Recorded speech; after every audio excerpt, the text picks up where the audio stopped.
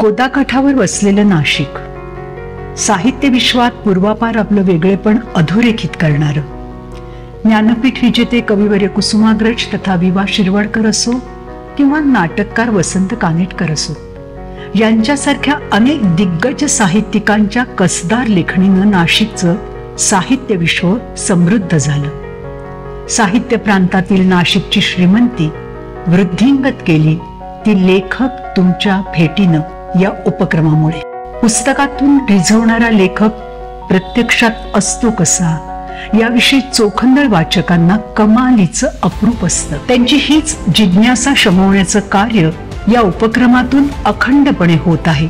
लेखकांना देखील जावे वाचकांच्या गावाची सुखद अनुभूती देणारा लेखक तुमच्या भेटीला रौप्य महोत्सव साजरा करून 26व्या वर्षात पदार्पण करत आहे. 25 वर्ष हा कसा मोठा पल्ला. एखादी संकल्पना सुचणं, ती प्रत्यक्षात उतरवणं आणि तब्बल 2.5 दशक ती तितक्याच उत्साहात राबवण्यासाठी झोकून काम करणं, हे ज्योती स्टोर्स आयोजित लेखक तुमच्या भेटीला उपक्रमाच्या यशस्वीततेचं गमक. हे शिवधनुष्य पेळण्याचं काम केलं ते वसंतराव खैरनार यांनी. एकदा एका वाचकाची लेखकाशी होऊ न शकलेल्या भेटीची रुखरुख त्यांच्या लक्षात आली आणि त्यातून सुचली ही संकल्पना. लगोलग त्यांनी प्रत्यक्षात ती उतरवली आणि गेल्या 25 वर्षात या उपक्रमातून लेखक वाचक भेटीचे थोडे थोडके नव्हे, तब्बल 360हून अधिक अविस्मरणीय कार्यक्रम साकारले.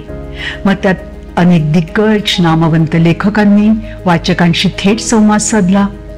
दरवेळी विविध क्षेत्रातील नवीन लेखक, नवा विषय, हे या उपक्रमाचं वैशिष्ट्य. आठवतंय 1998 साल कविश्रेष्ठ कुसुमाग्रज आमच्या ज्योती स्टोरच्या आयोजित पुस्तकाच्या प्रदर्शनाच्या उद्घाटनाला आले होते. तात्यासाहेब खूप थकलेले होते, पण ते बोलले, वसंता, किती वर्ष झाली, जवळपास मला वाटतं 20-22 वर्षापासून मी तुझ्या प्रदर्शनाच्या उद्घाटनाला येतोय.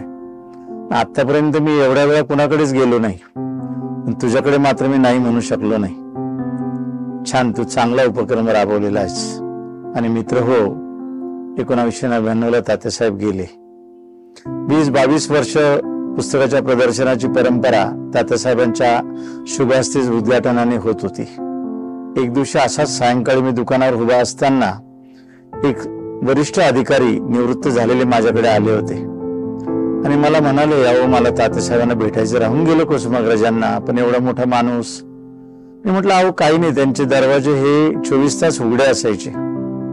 अरे मी गेलो नाही बरं का त्यांच्याकडे वसंतराव. मग माझ्या मनात एक प्रश्न आला की असे कितीतरी लोक असतील की ज्यांना लेखकाला भेटावंसं वाटतं, पाहावंसं वाटतं, ऐकावंसं वाटतं. मग मनात विचार आला की आपण असा कार्यक्रम का करू नये की ज्याच्यामध्ये वाचकांना किंवा रसिकाला लेखकाला थेट भेटता येईल. आणि मग या संकल्पनेतूनच लेखक तुमच्या भेटीला या कार्यक्रमाची सुरुवात झाली. अर्थात मी कल्पना वसंतराव कानेटकरांना सांगितली. ते बोलले, अतिशय छान कल्पना आहे, आपण लगेच उद्घाटन करूया आणि पहिल्या उद्घाटनाला मीच येतो की. आणि मग 1 ऑगस्ट 2000 सालामध्ये परशुराम सायकडकरच्या शेजारी असलेल्या फ्रेनीबाई दस्तूर हॉलमध्ये पुस्तकाच्या प्रदर्शनामध्येच वसंतराव कानेटकर आले आणि लेखक तुमच्या भेटीला कार्यक्रमाची सुरुवात झाली. 1 ऑगस्ट ते 31 ऑगस्ट 2000 महिनाभर आम्ही कार्यक्रम घेतला. पुस्तकांच्या सानिध्यामध्ये लेखक बसलेले, समोर काही वाचक आणि रसिक बसलेले. आम्ही मात्र फक्त निमित्त मात्र होतो. लेखक आणि वाचकाची भेट घालून द्यावी एवढाच एक मूळ हेतू त्याच्यामध्ये होता. लेखक निवड ही लेखक तुमच्या भेटीलाची सर्वात महत्वाची जबाबदारी. लेखकांचा शोध ते कार्यक्रमाचं नियोजन अशी संपूर्ण धुरा वसंतरावांनी सांभाळली. वाचकांच्या अभिरुचीचा साकल्याने विचार झाला. ज्योती स्टोर्सच्या ग्रंथदालनात नवनवीन पुस्तकांची, लेखकांची माहिती आपसूक मिळते. पुस्तकांच्या परीक्षणातून वाचकांकडून दिल्या गेलेल्या नावांच्या आधारे दरवर्षी दमदार लेखकांची निवड करून हा उपक्रम पुढे जात आहे. हे जग वाचणाऱ्यांचं आहे. जेव्हा लेखक आणि वाचक एकत्र येतात तो क्षण कल्पनातीत ठरतो. वाचकांच्या दृष्टिकोनातनं लेखकाबद्दल अधिक जाणून घेणं, त्यांना कशामुळे प्रेरणा मिळते, पुस्तकावर स्वाक्षरी, इतर वाचकांशी संपर्क, असं बरंच काही आहे. पण लेखकांचं काय? त्यांच्या कथा, साहित्य जिवंत होतात पुस्तकातनं. मग कथेचे कोणते भाग वाचकांच्या मनात गुंजले, त्यांना कशामुळे हसवलं गेलं, प्रेरित केलं गेलं, हे लक्षात येतं. वाचकांची भेट, त्यांच्याशी चर्चा लेखकांना त्यांच्या नव्या लिखाणालाही प्रेरणादायी ठरतं. लेखक तुमच्या भेटीतील वाचन व लेखन हे दोन्ही अनुभव समृद्ध करणारे ठरतात. कुठेतरी उद्याचा उद्योजक, उद्याचा विज्ञानामधला जयंत नारळीकर, एखादा नाटककार वसंतराव कानेटकरांसारखा या आपल्या रसिकांमधून तयार व्हावा किंवा पुढे जावा, अशी याच्या पाठीमागे संकल्पना आहे. कारण लेखकाच्या सगळ्या साहित्याची बीज ही कळत नकळत होईना वाचकांच्या मनावर रुजत असतात. मला बऱ्याच वेळा जाणवलेलं आहे, कार्यक्रम संपल्यावर जेव्हा श्रोते निघतात घरी जायला, तेव्हा त्यांना जाणवतं की नाही, मला आज काहीतरी वेगळं मिळालं. हे वेगळं पण देण्यामध्येच जे काय आहे त्याच्यामध्येच आम्हाला आनंद आहे. मी किंवा माझी संस्था ज्योतिष्ठोस हे कायमच या बाबतीमध्ये आनंददायी राहिलंय आणि आमच्या आनंदाचं समाधान याच्यामध्येच आहे. कदाचित उद्याचा नाशिकचा धांडोळा घेताना आमच्या या लेखक तुमच्या भेटीला कार्यक्रमाची नोंद त्याच्यामध्ये नक्कीच घ्यावी लागेल. कारण वाचनाच्या प्रचार आणि प्रसाराकरता, वाचकांचं मन पुस्तकांप्रती घडवण्याकरता, रसिकांना अतिशय अद्ययावत अशा विचारांची मेजवानी मिळण्याकरता आणि याच्यातूनच उद्याचे लेखक घडविण्याकरता हा लेखक तुमच्या भेटीला हा सगळा धांडोळा किंवा हा प्रपंच आहे. आज 25 वर्ष जरी झालेली असली तरी सातत्याने या कार्यक्रमाची ओढ रसिकांना अजूनही तेवढीच आहे आणि यापुढे राहील याची मला खात्री. वाचन संस्कृती लयास जाऊ लागण्याची चिंता असलेल्या या काळात लेखक तुमच्या भेटीला या उपक्रमाची ही वाटचाल वाचन संस्कृतीचा विस्तार करत चाललीये, रुजवत चाललीये. वाचकांना शब्दांशी, शब्दांच्या निर्मात्याशी घट्ट जोडून ठेवणारा हा रुपेरी धागा अधिक बळकट होत जाईल यात शंका नाही. आणि आता या उपक्रमाचं हे आहे 26वे वर्ष. 360हून अधिक लेखकांचा सहवास नाशिककरांनी अनुभवला ही तर अद्भुत घटना. यावर्षी अभिजित जो, न्यायमूर्ती सत्यरंजन धर्माधिकारी, डॉक्टर राजा आणि रेणू दांडेकर, नीरजा आणि डॉक्टर प्रज्ञा दया पवार, ब्रिगेडियर हेमंत महाजन, श्री अजय आणि ज्योती आंबेकर, शरद कुलकर्णी, स्वराधीश डॉक्टर भरत बलवल्ली हे सर्वजण सन्माननीय अतिथी म्हणून लेखक तुमच्या भेटीला मध्ये उपस्थित राहणार आहेत. नवनीत आणि शंकराचार्य न्यास यांच्या सहकार्याने आणि संयुक्त विद्यमाने हा कार्यक्रम इतके दिवस, इतकी वर्ष बहरत गेला. पण आज स्वतंत्रपणे ज्योतिष्ठोस ग्रंथदालन आयोजित लेखक तुमच्या भेटीला नाशिककरांसाठी, केवळ तुमच्यासाठी येत आहे. साहित्य, संस्कृती, समाज, राजकारण, वैद्यकीय, कृषी, पर्यावरण क्षेत्र कोणते असो, लिहिणारा प्रत्यक्ष दिसतो, भेटतो, त्याचे बोल कानात साठवले जातात. यापुढेही नाशिककर असोशीनं हा अनुभव घेत राहणार. उपक्रमाचं वय वाढेल तशी नाशिककरांची सांस्कृतिक समज वर्धिष्णू होईल. लिहित्याला बोलतं करणारा आणि ऐकणाऱ्याला वाचतं करणारा हा उपक्रम अभिरुची संपन्न, सुसंस्कृत, समंजस समाज निर्मितीसाठी अखंड तेवत राहणारी दीपमाळ म्हणजे लेखक तुमच्या भेटीला. आलेल्या सर्व पाहुण्यांचं मी मनपूर्वक स्वागत करते. लेखक तुमच्या भेटीला या कार्यक्रमाचे आजचे हे दुसरे विचारपुष्प. आज ते गुंफण्यासाठी आपल्याला प्रमुख पाहुणे म्हणून मुंबई उच्च न्यायालयाचे माजी न्यायमूर्ती माननीय श्री सत्यरंजन धर्माधिकारी साहेब आज आपल्यामध्ये उपस्थित आहेत. त्यांचे मी मनापासून स्वागत करते. तसेच त्यांच्या समवेत आपणा सर्वांना सुपरिचित असलेले आपल्या नाशिकचे तसेच दिल्लीच्या न्यायालयीन बोर्डाचे पदाधिकारी ॲडव्होकेट जयंत जायभावे सर हेही आपल्यामध्ये उपस्थित आहेत. त्यांचेही मी स्वागत करते.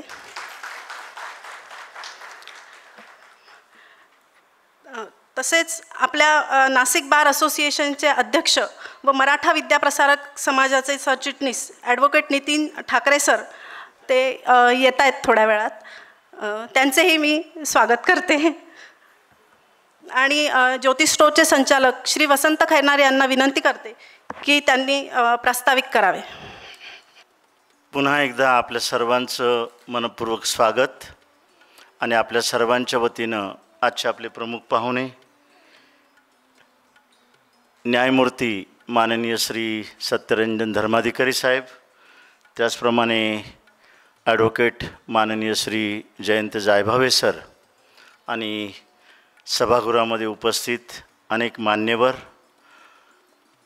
आजच्या या कार्यक्रमाच्या निमित्तानं आपल्या कुसुमाग्रज प्रतिष्ठानचे सचिव कार्यवाह माननीय ॲडव्होकेट सुरेश भटेवराजी आलेले आहेत, त्यांचे मी या ठिकाणी मनपूर्वक स्वागत करतो. वकील क्षेत्रातील अनेक मान्यवर या ठिकाणी आलेले आहेत, सर्वांचंच मी मनपूर्वक स्वागत करतो. त्याचप्रमाणे विविध कॉलेजेसचे प्राचार्य देखील या ठिकाणी आलेले आहेत. माननीय कादरी सर आपल्या NBT लॉ कॉलेजचे प्राचार्य इथे आलेले आहेत, त्यांचंही मी स्वागत करतो.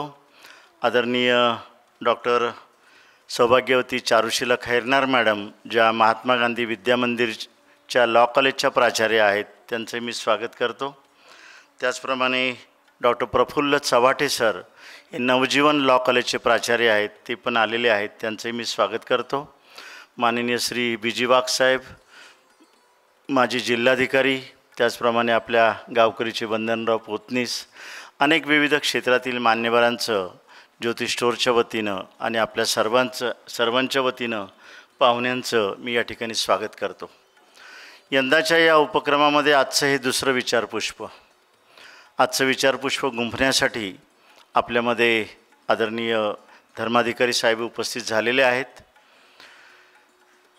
यापूर्वीच्या काळामध्ये या न्यायदान पद्धतीमधील आदरणीय न्यायमूर्ती चंद्रशेखर धर्माधिकारी यांना आपण निमंत्रित केलेलं होतं आणि आजचे जे पाहुणे आहेत हे त्यांचे चिरंजीव आहेत आणि हे देखील मुंबईच्या उच्च न्यायालयामधून निवृत्त झालेले न्यायमूर्ती आहेत. आदरणीय बाबा तथा चंद्रशेखर धर्माधिकारी हे आपल्या कुसुमाग्रज प्रतिष्ठानचे 10 वर्ष अध्यक्ष या नात्यानं त्यांनी कार्यरत राहिले आणि नाशिककरांशी खूपच जवळकीचे संबंध त्यांचे झालेले होते.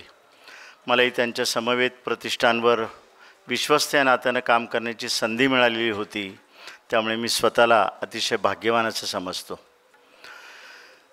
लेखक तुमच्या भेटीला या कार्यक्रमामध्ये चंद्रशेखर धर्माधिकारी यांच्याबरोबरच नरेंद्र चपळगावकर साहेब, जे देखील उच्च न्यायालयाचे न्यायमूर्ती म्हणून राहिलेले होते, त्यांचे व्याख्यान आणि रसिकांबरोबर वार्तालाप हा झालेला होता.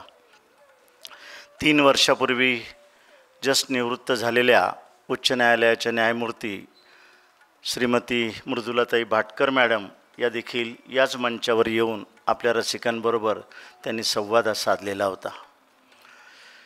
जेणेकरून या न्यायदान पद्धतीमध्ये आजचा विषय आपण जर पाहिला तर न्यायिक बदल की सुधारणा या विषयावर सर आपलं मनोगत व्यक्त करणार आहेत आणि त्यांचा असा आग्रह आहे की अधिकाधिक पार्टिसिपेशन मला समोरून मिळावं या एका सदेतून त्यांनी त्यांच्या भाषणाचा आणि आपल्याबरोबरचा वार्तालाप हा ठेवलेला आहे. त्यांचं मनोगत व्यक्त झाल्यानंतर आपण त्यांना निसंकोचपणे प्रश्न विचारू शकता. या ठिकाणी मी काही कागद ठेवलेले आहेत, कागदावर तुम्ही प्रश्न लिहून देखील त्यांच्यापुढे देऊ शकता आणि किंवा उभं राहून देखील आपण प्रश्न विचारले तर आपला सहभाग हा नक्की याच्यामध्ये वाढू शकेल याची मला खात्री आहे. दैनिक महाराष्ट्र टाइम्स असेल, दैनिक लोकसत्ता असेल, यामधून आपण धर्माधिकारी साहेबांना अनेक वेळा वाचलेलं आहे, पाहिलेलं आहे, अनुभवलेलंही आहे. हा जो काही त्यांचा न्यायालयीन प्रवास आहे त्यांचा सविस्तर परिचय आदरणीय जयंत जायभावे आपल्याला करून देतीलच. पण मला सांगायला विशेष आनंद वाटतो की आदरणीय बाबांचा वारसा अत्यंत समर्थपणे सत्यरंजन धर्माधिकारी सरांनी हा चालवलेला आहे आणि समाजाला सातत्यानं या बाबतीमध्ये मार्गदर्शन करण्याचं काम देखील जरी निवृत्त ते झालेले असले तरी देखील वर्तमानपत्राच्या माध्यमातून सातत्याने वेगवेगळ्या कार्यक्रमांच्या माध्यमातून सातत्यानं ते वाचकांशी, रसिकांशी आणि जनतेशी त्यांची नाळ ही जोडलेली आहे. मी पुन्हा एकदा त्यांचं मनपूर्वक स्वागत करतो, आपलंही स्वागत करतो आणि आदरणीय जयंतराव जायभाव यांना विनंती करतो की त्यांनी सरांचा परिचय आपल्यापुढे ठेवावा. आदरणीय जयंत जायभाव सर. आजच्या या सत्रामधले आपले वक्ते आणि लेखक मुंबई उच्च न्यायालयाचे सन्माननीय माजी न्यायमूर्ती सत्यरंजन धर्माधिकारी साहेब, ज्योती स्टोअरचे संचालक आणि ज्यांनी 26 वर्ष लेखक तुमच्या भेटीला हा उपक्रम जिवंत ठेवला आहे, ते आपल्या सगळ्यांचे मित्र वसंतराव खैरनार, मराठा विद्याप्रसारक समाजाचे सरचिटणीस आणि नाशिक वकील संघाचे अध्यक्ष ॲडव्होकेट नितीन ठाकरे, व्यासपीठावरच्या समोर बसणारे अनेक मान्यवर, बंधू आणि भगिनींनो. महाराष्ट्रामध्ये काही नावं अशी आहेत की त्यांना परिचयाची फारशी आवश्यकता नाही. त्यामधलं एक नाव म्हणजे धर्माधिकारी. महाराष्ट्राच्या 100 वर्षाच्या सामाजिक, राजकीय, न्यायिक इतिहास जर लिहिला तर वेगवेगळ्या पिढ्यांनी, धर्माधिकारी कुटुंबातल्या वेगवेगळ्या पिढ्यांनी त्यासाठी फार मोठं योगदान केलं आहे आणि त्याचं प्रतिनिधित्व न्यायमूर्ती सत्यरंजन धर्माधिकारी आज करतायत. या सगळ्या 100 वर्षाच्या इतिहासामधले अनेक लोक लक्षात आहेत, काही विसरली आहेत, परंतु महात्मा गांधी आणि विनोबा भावेंचे खरे प्रचारक आणि खरे मुख्य पाईक म्हणजे दादा धर्माधिकारी हे महाराष्ट्राची जनता अजून विसरलेली नाही. त्यांचाच वारसा चालवणारे न्यायमूर्ती चंद्रशेखर धर्माधिकारी हे न्यायमूर्ती म्हणून तर मोठे होतेच, परंतु त्यांचा ठसा हा महाराष्ट्राच्या सामाजिक, शैक्षणिक आणि विशेषतः सांस्कृतिक क्षेत्रावर पडलेला आहे. जसं अण्णांनी आता सांगितलं की नाशिककरांचा आणि त्यांचा स्नेह अतिशय जवळचा होता.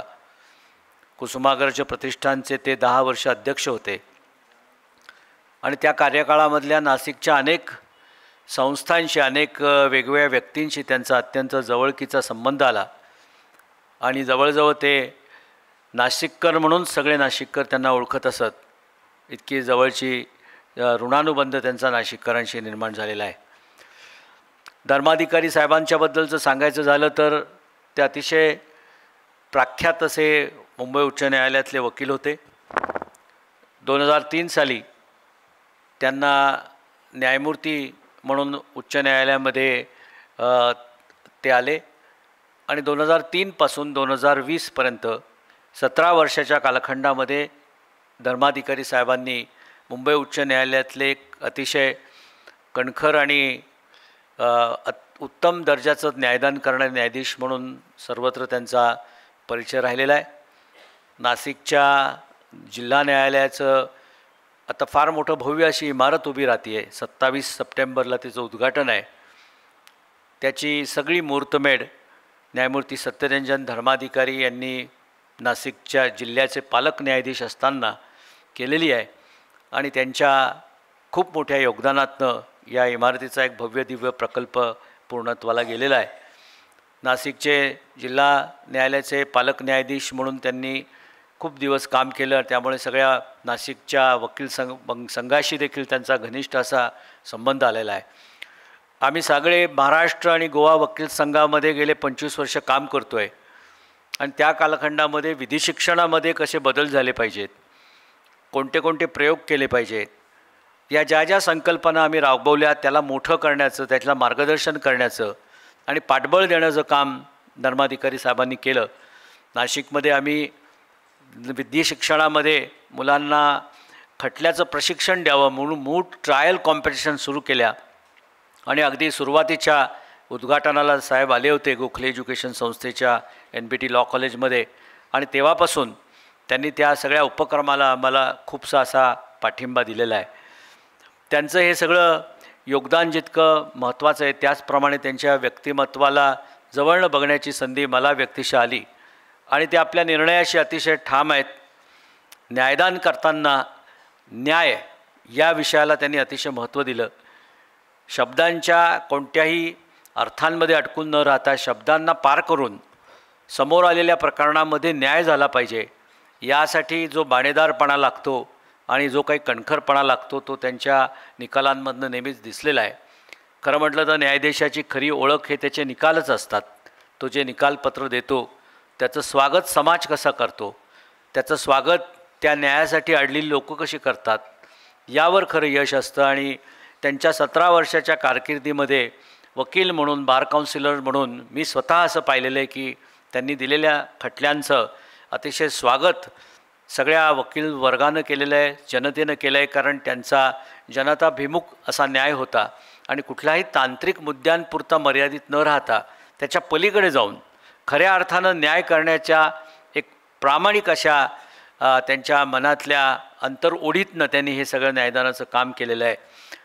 ज्या वेळेस त्यांना नाही पटलं त्यावेळेस त्यांनी अतिशय स्पष्टपणे आपल्या भूमिका मांडल्या आहेत. आणि आपल्याला सगळ्यांना माहिती आहे की काही मुद्द्यांवर न पटल्यानंतर त्यांनी, आज ते जर असते तर कदाचित आपण सर्वोच्च न्यायालयाचे न्यायाधीश म्हणून त्यांना इथे बोलवलं असतं, परंतु तरीही काही मुद्द्यांवर न पटल्यानंतर ते त्या अतिशय उच्च पदावर असताना त्या न्यायव्यवस्थेतनं बाहेर देखील पडलेले आहेत. त्यामुळे एकंदर माणूस किती का वेळ काम करतो याच्यापेक्षा त्यानं तो कसं काम करतो, कुठल्याही क्षेत्रातला असला तर त्यावर त्याची खरी ओळख असते. अशा पद्धतीनं न्यायक्षेत्रामधला एक अतिशय बाणेदार, प्रामाणिक आणि ज्ञानवंत न्यायाधीश आणि वकील म्हणून खऱ्या अर्थानं साहेबांची ओळख न्यायक्षेत्रामध्ये आहे. न्यायक्षेत्राच्या पलीकडे आता त्यातून बाहेर पडल्यानंतर त्यांचा अनेक सामाजिक संस्थांशी ऋणानुबंध आहेत. कुष्ठरोग संस्था जी आहे ती कुष्ठरोग संस्था ते अतिशय मोठ्या प्रमाणात चांगल्या पद्धतीनं त्यांच्या अध्यक्षतेखाली चालू आहे आणि वेगवेगळ्या संस्थांमध्ये ते जात असतात, मोकळेपणानं लोकांशी चर्चा करत असतात. त्यांच्या हा जो काही लेखनाचा भाग आहे, न्यायिक व्यवस्था एक अशी व्यवस्था आहे की ज्याबद्दल सर्वसामान्य माणसाला फारसं काही माहिती नसतं. जो त्या न्यायालयीन कामकाजामध्ये अडकतो तो बरेच वेळा त्या चक्रामध्ये अडकत राहतो असा समाजाचा समज आहे. परंतु ते जरी असलं तरी लोकशाहीचं जे काही आज सशक्तीकरण झालेलं आहे त्यामध्ये न्यायव्यवस्थेचं मोठं योगदान आहे. दोष सगळीकडेच असतात. मुख्यतः आज आपण आता चर्चा करून आपण साहेबांशी चर्चा करणार आहे. मला खात्री आहे इथे जमलेल्या अर्ध्या लोकांचे प्रश्न हेच असतील की का हो न्यायाला का विलंब लागतो, आणि त्या सगळ्या प्रश्नांची उत्तरं देखील साहेब निश्चितपणे आपल्याला समाधानकारक अशा पद्धतीनं देतील. हे सगळं जरी खरं असलं तरी या न्यायिक व्यवस्थेमध्ये जे काही संविधानानं आखलेली चौकट आहे त्या संविधानाच्या चौकटीमध्ये राहून कोणत्या प्रकारचे बदल केले पाहिजेत, सुधारणा केल्या पाहिजेत याचं विश्लेषण साहेबांनी त्यांच्या लिखाणामध्ये केलेलं आहे. आणि मला असं वाटतं की जास्त वेळ न घेता आपल्याला ते सगळ्यांना ऐकायला आवडेल.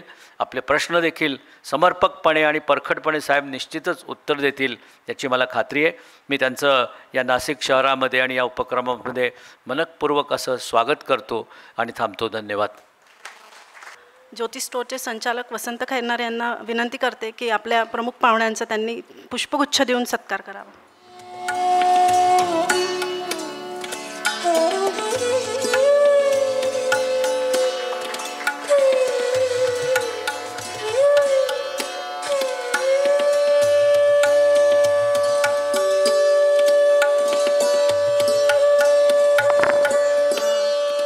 मी सरांना विनंती करते की त्यांनी आजच्या सर्व विशेष अतिथींचा परिचय करून द्यावा.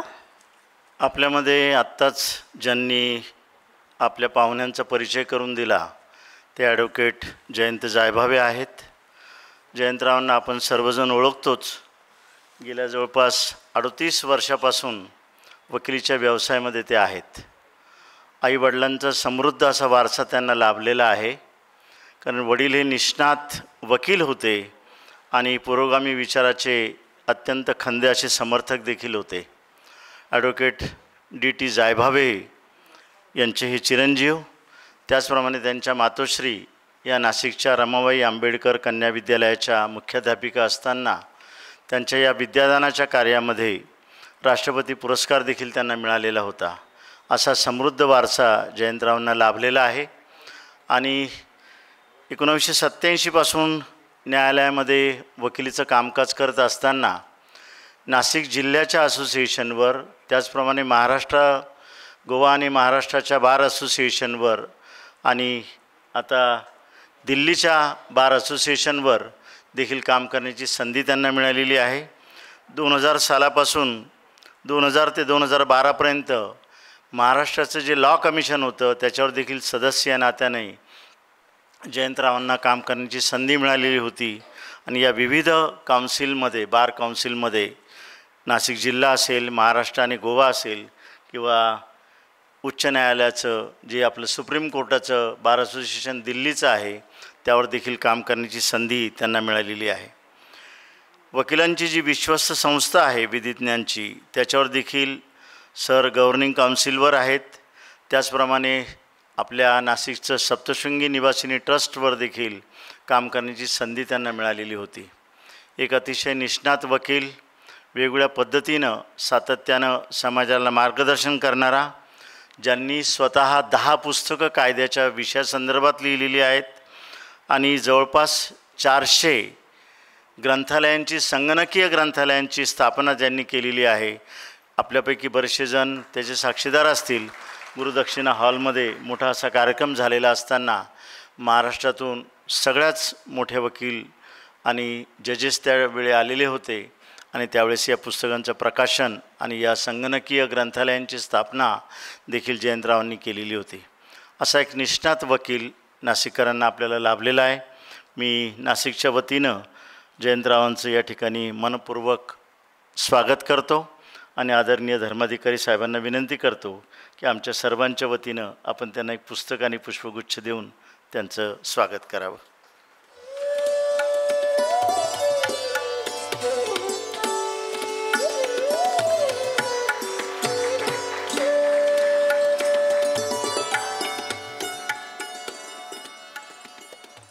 आपल्यामध्ये आपल्या विनंतीला मान देऊन आपल्या मराठा विद्याप्रसारक समाजाचे सरचिटणीस आणि नाशिक जिल्हा बार असोसिएशनचे विद्यमान अध्यक्ष आदरणीय ॲडव्होकेट नितीनजी ठाकरे देखील आलेले आहेत. त्यांचे मी पुन्हा एकदा आपल्या सर्वांच्या वतीने स्वागत करतो. नितीनजी ठाकरे, मला वाटतं रोज पेपरमध्ये आपण त्यांना वेगवेगळ्या माध्यमातून पाहतच असतो. सर्वच पेपरमध्ये वेगवेगळ्या फ्रंटवर त्यांचं चाललेलं काम, मग ते मराठा विद्याप्रसारक असेल किंवा बार असोसिएशन असेल किंवा मराठी साहित्य परिषदेच्या माध्यमातून असेल. मराठी साहित्य परिषद जी महाराष्ट्रव्यापी चळवळ आहे त्या चळवळीमध्ये सर हे कार्यालयीन कार्यकारी संचालक या नात्यानं पुण्याच्या संस्थेवर आहेत आणि नाशिकच्या शाखेचे देखील प्रमुख या नात्यानं ते काम पाहतात. यशवंतराव चव्हाण प्रतिष्ठान जे आहे साहित्यविषयक, त्याही प्रतिष्ठानचे नाशिकचे विश्वस्त किंवा प्रमुख या नात्यानं देखील ठाकरे साहेब काम पाहत आहेत. अशा बहुआयामी व्यक्तिमत्व ज्यांना आदरणीय स्वर्गवासी बाबूरावजी ठाकरे यांचा वारसा लाभलेला आहे. बाबूरावजी ठाकरे जे मराठा विद्याप्रसारक संस्थेमध्ये अनेक वर्ष सरचिटणीस या नात्यानं आणि संस्था मोठी करण्यामध्ये त्यांचा सहभाग राहिलेला आहे आणि आपल्या सरकारी वकील या नात्यानं अनेक न्यायनिवाड्यांमध्ये आपण आदरणीय ठाकरे साहेबांना पाहिलेलं आहे. अशा बाबूरावजी ठाकरे यांचे चिरंजीव आणि विद्यमान सरचिटणीस आणि विद्यमान बार असोसिएशनचे अध्यक्ष माननीय नितीनजी ठाकरे साहेब आमच्या विनंतीला मान देऊन आलेत. त्याबद्दल त्यांचे मी या ठिकाणी मनपूर्वक स्वागत करतो आणि धर्माधिकारी साहेबांना विनंती करतो की आपल्या सर्वांच्या वतीनं पुस्तक आणि पुष्पगुच्छ देऊन त्यांचं स्वागत या ठिकाणी करावं.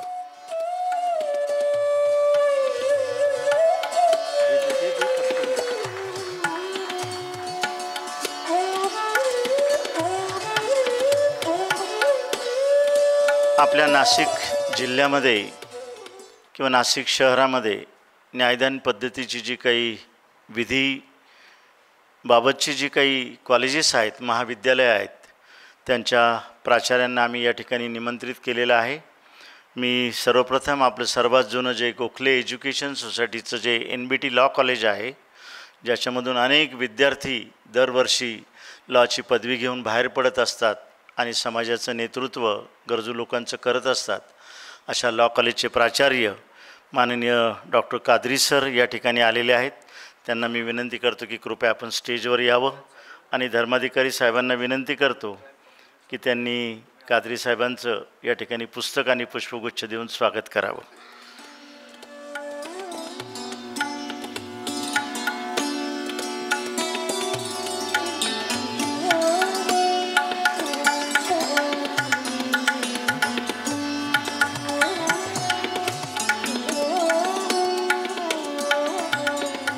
त्याचप्रमाणे आपल्यामध्ये महात्मा गांधी विद्या मंदिरच्या लॉ कॉलेजच्या प्राचार्या डॉक्टर चारुशीला खैरनार मॅडम आहेत. त्यांना मी विनंती करतो की कृपया आपण स्टेजवर यावं आणि आदरणीय धर्माधिकारी साहेबांना विनंती करतो की त्यांनी मॅडमचं स्वागत करावं.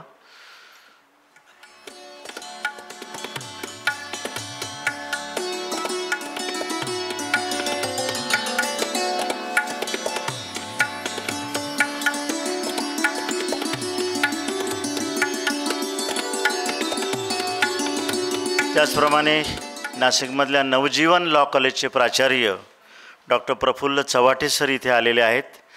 त्यांना मी विनंती करतो की कृपया स्टेजवर यावं आणि आदरणीय धर्माधिकारी साहेबांना विनंती करतो की त्यांनी त्यांचंही स्वागत या ठिकाणी करावं.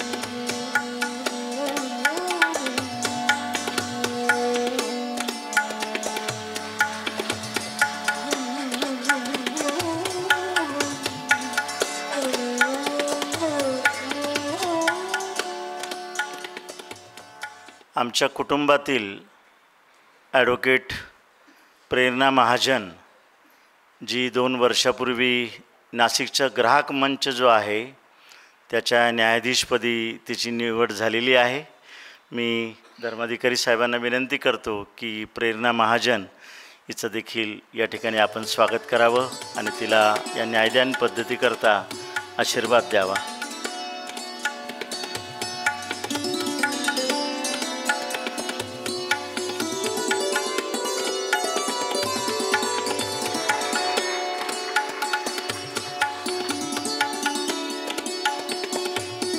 आमच्याच कुटुंबातील सौभाग्यवती प्रिया धवल खैरनार जिने फॅमिली कोर्टामध्ये आपली प्रॅक्टिस सुरू केलेली आहे आणि जी आपल्या पुढे आहे, ये प्रिया ये पटकन ये, तर तिलाही धर्माधिकारी साहेबांनी आशीर्वाद द्यावा अशी मी विनंती करतो.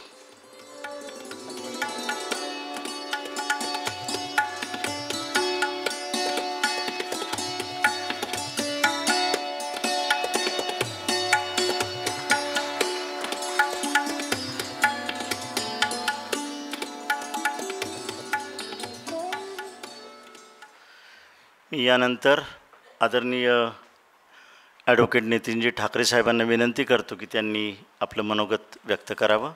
त्यानंतर प्रमुख वक्ते आपलं मनोगत या ठिकाणी व्यक्त करतील. लेखक, तुमच्या भेटीला या उपक्रमाच्या अंतर्गत आज न्यायमूर्ती सत्यरंजन धर्माधिकारी साहेब यांच्याशी आपल्याला संवाद साधायचा आहे. या कार्यक्रमाला उपस्थित असणारे bar council of Maharashtra and गोवाचे सदस्य आणि आमचे सहकारी ॲडव्होकेट जयंतराव जायभावे, ज्योती स्टोअरचे संचालक खैरनार साहेब, त्यांचे परिवारातील सर्व सदस्य, त्याचप्रमाणे विविध लॉ कॉलेजेसचे प्राचार्य आणि उपस्थित सर्व बंधू आणि भगिनी, खऱ्या अर्थाने आपल्या सगळ्यांनाच धर्माधिकारी साहेबांना ऐकायचं आहे, त्यामुळे मी 2 मिनटात मनोगत व्यक्त करेन. एक समृद्ध असा वारसा धर्माधिकारी साहेबांना लाभलेला आहे. दादासाहेब धर्माधिकारी, नंतर बाबासाहेब धर्माधिकारी आणि आता सत्यरंजन धर्माधिकारी, असा एक समृद्ध वारसा त्यांना लाभला आहे. आणि खऱ्या अर्थाने या परिवाराचं गांधीजींवरचं आणि विनोबा भावेंवरचं जे प्रेम आहे, त्यांचे विचार सर्वत्र पसरवण्याचं जे काम ते करतात, म्हणजे त्यांच्या छोट्या छोट्या कृतीमधून सुद्धा बऱ्याच वेळा ते विनोबाजींचे आणि गांधीजींची उदाहरणं देत असतात. बाबासाहेबांना तर मी अनेक वेळा कुसुमाग्रज प्रतिष्ठानमध्ये सुद्धा ऐकलेलं आहे आणि त्यांचे विचार अतिशय जाज्वल्य स्वरूपाचे असे होते. त्या भाषणामुळे मी प्रभावित झालो आणि मी सुद्धा मुक्त विद्यापीठाचा जो काही गांधी विचार दर्शन हा जो काही डिप्लोमा आहे तो केला आहे आणि ते खऱ्या अर्थाने खूपच प्रभावीपणे ते विचार आणि चांगले विचार त्या ठिकाणी मांडत असत. न्याय क्षेत्रामध्ये आणि वकिली क्षेत्रामध्ये या परिवारांनी फार मोठं योगदान दिलेलं आहे आणि खऱ्या अर्थाने या क्षेत्राची सेवा केली असं म्हटलं तर ते वावगं ठरणार नाही. मग जयंतराव जायभावांनी ज्याचा उल्लेख केला, नाशिकचे पालक न्यायमूर्ती असताना नाशिकच्या न्यायालयामध्ये नवीन इमारत व्हावी आणि पोलीस खात्याची जागा जी आहे ती आम्हाला मिळावी याकरता जे प्रयत्न आम्ही केले त्याच्यामध्ये धर्माधिकारी साहेबांचं खूप मोठं मार्गदर्शन आम्हाला वेळोवेळी मिळालेलं आहे. एकदा तर सुट्टीच्या दिवशी त्यांनी आम्हाला त्यांच्या घरी बोलवून जवळपास 5 तास आमच्याबरोबर चर्चा केली की या जागा मिळवण्याच्या प्रक्रियेमध्ये कशा प्रकारे आपल्याला काम करता येईल. खऱ्या अर्थाने हायकोर्ट जज एखादा आपला सुट्टीचा बहुमोल वेळ अशा प्रकारे सामाजिक कामाकरता सहसा कोणी देत नाही, परंतु मुळातच या परिवाराची जी काही सामाजिक बांधिलकीची जी सवय आहे, जी जपवणूक करण्याची त्यांची पद्धत आहे, त्याला अनुसरून त्यांनी सुट्टीच्या वेळेतसुद्धा त्या ठिकाणी या प्रश्नाबद्दल चर्चा केली आणि त्याच्यामध्ये सोल्युशन काढण्याकरता मदत केलेली आहे. त्यामुळं या बाबतीमध्ये मी अधिक काही बोलणार नाही. आज त्यांना जो काही विषय दिलेला आहे तो म्हणजे न्यायिक बदल की सुधारणा. मला वाटतं साहेबांचा अतिशय आवडता हा विषय असावा. ते नक्कीच या विषयाला न्याय देतील. मी आपल्यामध्ये आणि त्यांच्यामध्ये जास्त वेळ न देता या उपक्रमाला मनापूर्वक शुभेच्छा देतो आणि धर्माधिकारी साहेबांना निरोगी असं दीर्घ आयुष्य लाभो अशी ईश्वरचरणी प्रार्थना करून थांबतो.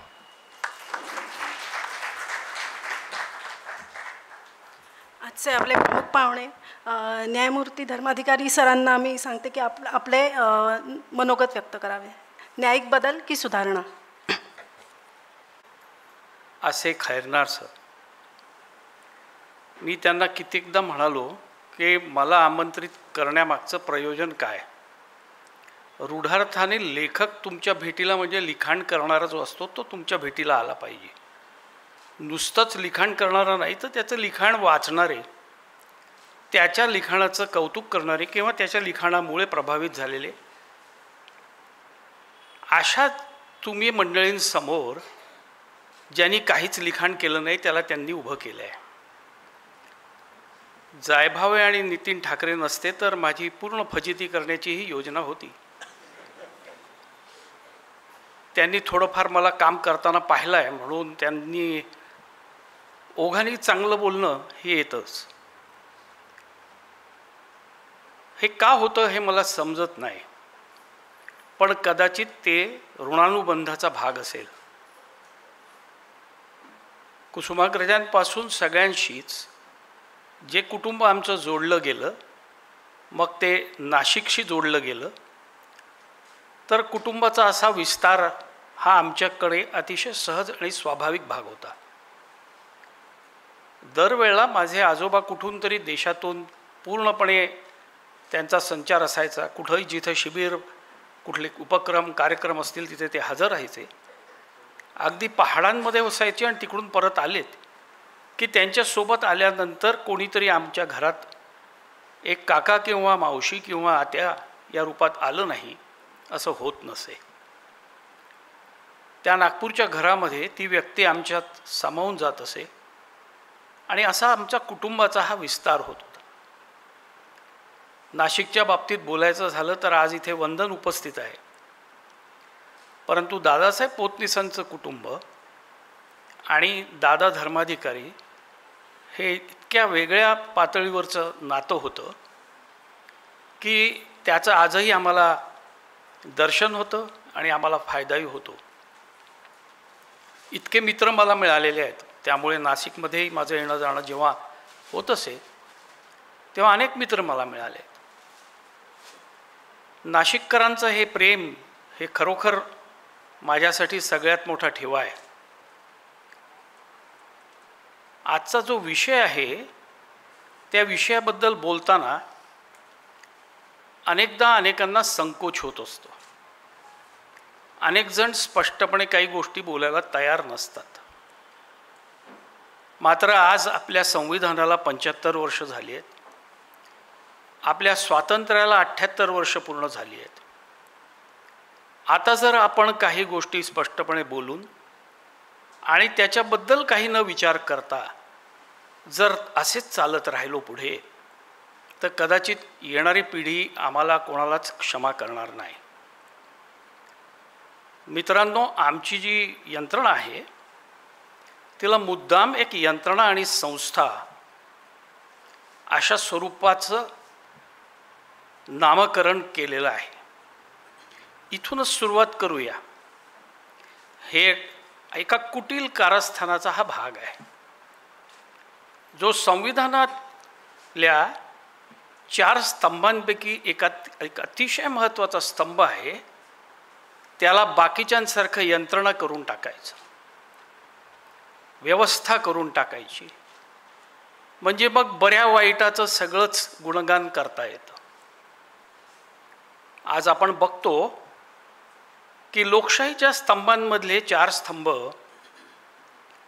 जे प्रामुख्याने 2 आहेत, जिथे कायदा बनवला जातो आणि जिथे कायद्याची अंमलबजावणी केली जाते, तिथे अंमलबजावणी करणारी जी यंत्रणा आहे ते आपल्या कामात कितीतरी कुचराई करते, काम करताना कितीतरी दोष असतात, आणि या दोन्ही यंत्रणांचा भार न्याय यंत्रणेने आपल्यावर घ्यावा किंवा किंबहुना तो घ्यायला लावावा अशी परिस्थिती वारंवार निर्माण होते. निर्माण झाली की मग जे तुमचं रूढार्थाने काम नाही ते काम करताना तुमच्या हातात चुका होणार, तुमच्या हातून त्या चुका झाल्या की तुम्हाला दोष देता येणार सगळ्यात. याचा अर्थ असा नव्हे, आणि कृपा करून असा गैरसमज करू नका, मी आजवर कधी न्याय यंत्रणेची वकिली केली नाही. या नाशिक शहरातच अनेक वर्षांपूर्वी जेव्हा मी इथं एका न्यायाधीशांच्या परिषदेला आलो होतो, तेव्हा मला जी जाणवणारी वैगुण्य आणि दोष होते ते माझ्या परीने, माझ्या मर्यादा लक्षात घेऊन मी लोकांसमोर मांडले होते. यंत्रणेतल्या अनेक मंडळींना ते रुचलं नाही, ते आवडलं नाही. त्या दोषांनी आज गंभीर रूप धारण केलेलं आहे. आणि माझ्यासारखा माणूस हा व्यथित होतो. मला बरेचदा असं वाटतं की हे काय आता करावं लागतंय मला. तुम्ही माझी वेदना समजून घेतली पाहिजे. दोष इतके होतील ते मी मोजून ठेवेन, त्याची मोजमाप करून वारंवार त्याचं आठवण तुमची तुम्हाला करून देईल. असं काहीसं काम इथे चालतं, समाजात चालतं, जनतेसमोर चालतं, आणि त्यात सगळे सहभागी होतात.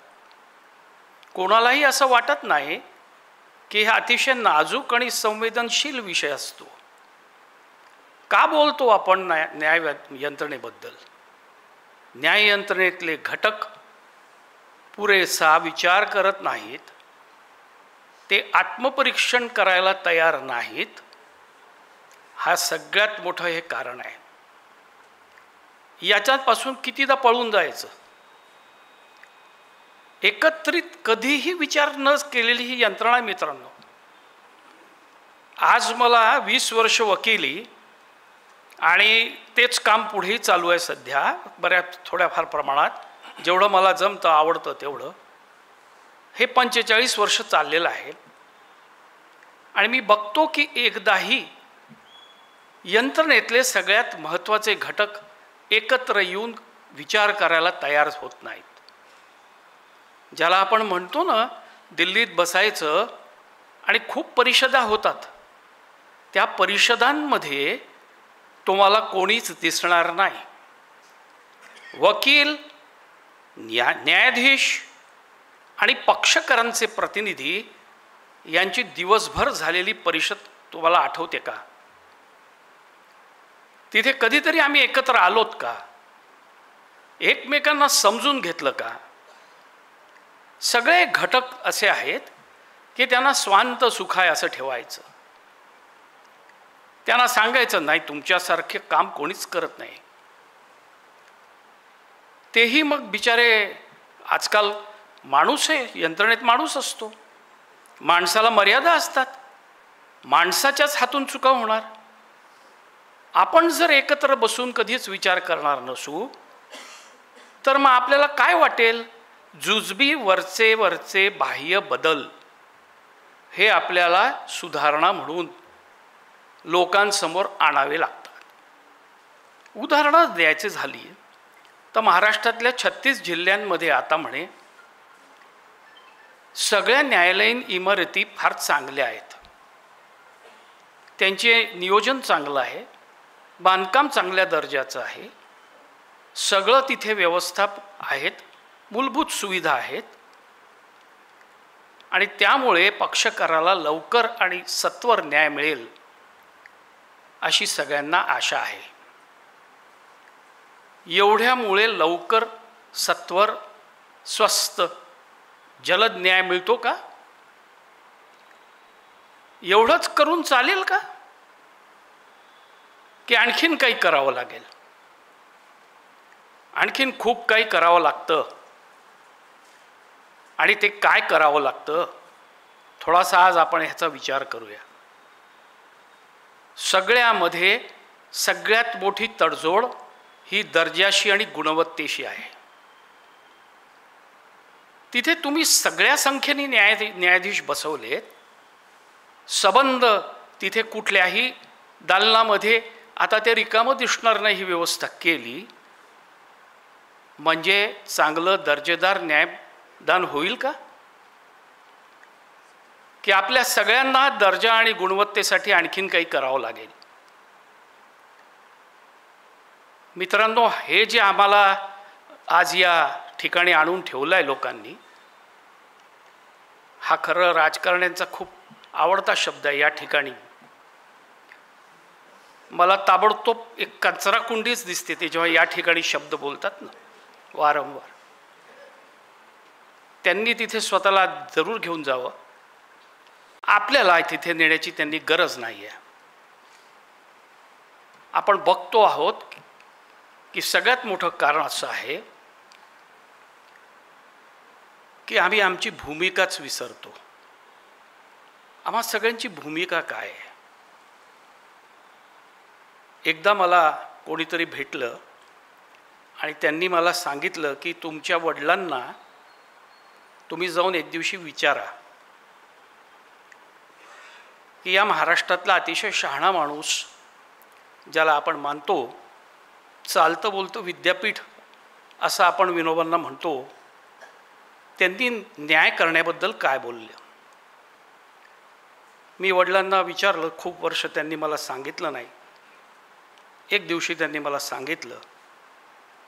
ते म्हणाले की त्या माणसाच्या शहाणपणासमोर सगळे नतमस्तक होतात.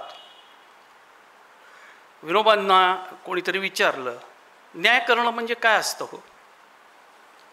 ते म्हणाले, पहिला तर त्याच्यातला दान शब्द काढून टाका.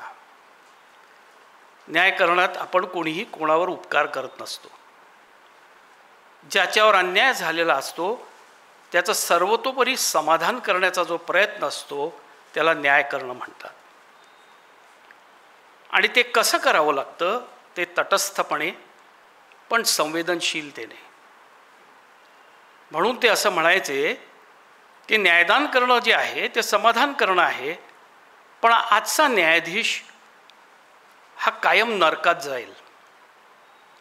विनोबा फार फटकळ होते, याच्याबद्दल आपल्या सगळ्यांना सांगायची गरज नाही. ते असं म्हणायचे आयुष्यभर की मी क्रोधावर नियंत्रण मिळवायचा प्रयत्न करतो आहोत, पण बऱ्यापैकी क्रोधित होत असत ते. त्यांच्या तरुणपणी कोणीतरी त्यांना म्हटलं की तुमचे केस फार वाढले आहेत. विनोबा त्यांना पटकन म्हणाले, तुम्ही न्हावी आहात का? असा हा फटकळ फाटका माणूस, पण तो आपल्याला सांगतो न्यायाधीश नरकात जातो. का जातो? तो म्हणाले, न्यायाधीशाला पुरावा लागतो. पुराव्यासाठी कागदपत्र लागतात. कागदपत्र आणि पुरावा याच्या आधारे तो फक्त निवाडा किंवा फैसला करतो, त्यामुळे न्याय होत नसतो. त्यामुळे तो नरकात जाईल. त्यांनी जर एकाच्या बाजूने निवाडा दिला तर दुसरा असमाधानी राहील, तो त्याला शिव्याशाप देईल, म्हणूनही तो नरकात जाईल. समाधान करण्याचा कोणीच प्रयत्न करत नाही. निवाडे आणि फैसले मिळवण्याची सगळीच घाई करतात. ती आपली पहिली समस्या आहे. ते सुद्धा आपल्याला लवकर करता येत नाही आहे. का नाही करता येत आहे याचा विचार आपण कधीतरी करणार आहोत की नाही.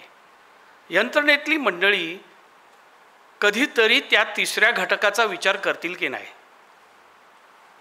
मी आज पाहतो, नाशिक असो, पुणे असो, सगळ्या मोठ्या शहरांमध्ये, मुंबई असो, न्यायालयात जेवढं काही काम असतं ना मित्रांनो, ते फार थोड्या लोकांच्या हातात असतं. वकील खंडीभर असतील, पण दर्जेदार गुणवत्ता असलेले वकील फार 100च्या वर नसतात. सगळं काम त्यांच्या हातात असतं.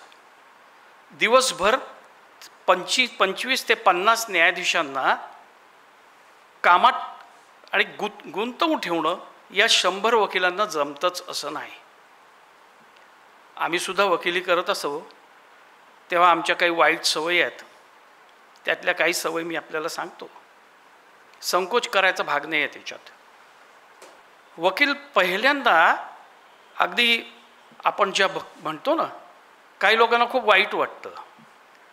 तुम्ही त्यांना ट्रायल कोर्ट म्हणे, सबऑर्डिनेट कोर्ट नका म्हणू. मी म्हटलं, मी त्यांना सबऑर्डिनेट केलेलं नाही आहे ना, संविधानाने केलं आहे. तुम्हाला पाहिजे तर संविधान बदला, पण तिथे जे काम चालतं त्याच्याबद्दल तुम्ही आदर ठेवता का, बाळगता का? तो पाया आहे हे लक्षात ठेवता का तुम्ही? पायाच ठिसूळ ठेवायचा. तिथे फक्त 100 वकील तयार होतात आणि त्यांच्या हातात ते काम असतं. ते ठरवतात की आलेला न्यायाधीश इथे 3 वर्ष राहणार आहे, 5 वर्ष राहणार आहे. एकमेकांमध्ये चर्चा होते की का रे, ह्याच्यासमोर काही कामं चालवली तर चालतील का, ती संपतील का? हा लेखाजोखा मांडण्यामध्ये 6 महिने चालले जातात. त्यांच्यासमोर मग नुसत्या तारखा घेतल्या जातात. एखाद दिवशी त्या न्यायाधीशांनी आपला जर इंगा कोणाला दाखवला तर मात्र सगळे सरळ होतात आणि निमूटपणे कामं चालवतात. हे आज आपल्या सगळ्यात पाया असलेल्या, ज्याला आपण म्हणतो जिथे खटले उभे राहतात आणि खटले चालतात, दावे चालतात, त्या न्यायालयांची स्थिती आहे. न्यायाधीश या अशा संघटित ह्याला घाबरतो. तो ती हिंमत दाखवत नाही. इथे आपल्याला 3-5 वर्ष काढायची आहेत, कशाला कोणाला दुखवा? या 100 वकिलांना आपल्याला तारीख न देता काम करावं लागतं. यांना आपण समज द्यावी लागते आणि हे सगळं परिमळपणे होऊ शकतं, हे सौहार्दाने होऊ शकतं. आम्हाला ही समज मिळत होती. आम्हाला सुद्धा एखादा फक्त डोळे वटारले न्यायाधीशांनी की कळत होतं. आमच्यापैकी काही जणांना कोर्टात बसलेल्या त्यांच्या दालनात एखाद्याला उचलून त्यांनी जर काहीतरी उभं करून काहीतरी बोललं तर तो संदेश पूर्ण ठिकाणी, सगळे ठिकाणी जात होता. हे आता का घडत नाही? ही फार मोठी समस्या आहे. तुम्ही माझं दुःख समजून घेणार असाल तर पुढं बोलण्यात काही अर्थ असतो. ज्या मुंबई उच्च न्यायालयाला, मुंबईतल्याच केवळ नव्हे तर महाराष्ट्रातल्या संबंध यंत्रणेला बजावलं आहे सर्वोच्च न्यायालयाने, तुम्ही 2 महिन्यात सगळे जामीन अर्ज संपवा. लाजिरवाणी गोष्ट आहे मित्रांनो ही. जामीन अर्ज संपत नाही आहे. मग हे करतात काय सगळी मंडळी? मग यंत्रणेला काय दोष द्यायचा, पोलिसांना दोष द्यायचा, शासनाला दोष द्यायचा? या सगळ्या चर्चेमध्ये आपल्याला सुधारणा आवश्यक आहे हे समजलं पाहिजे. केवळ बदल तर वरवरचे असतात.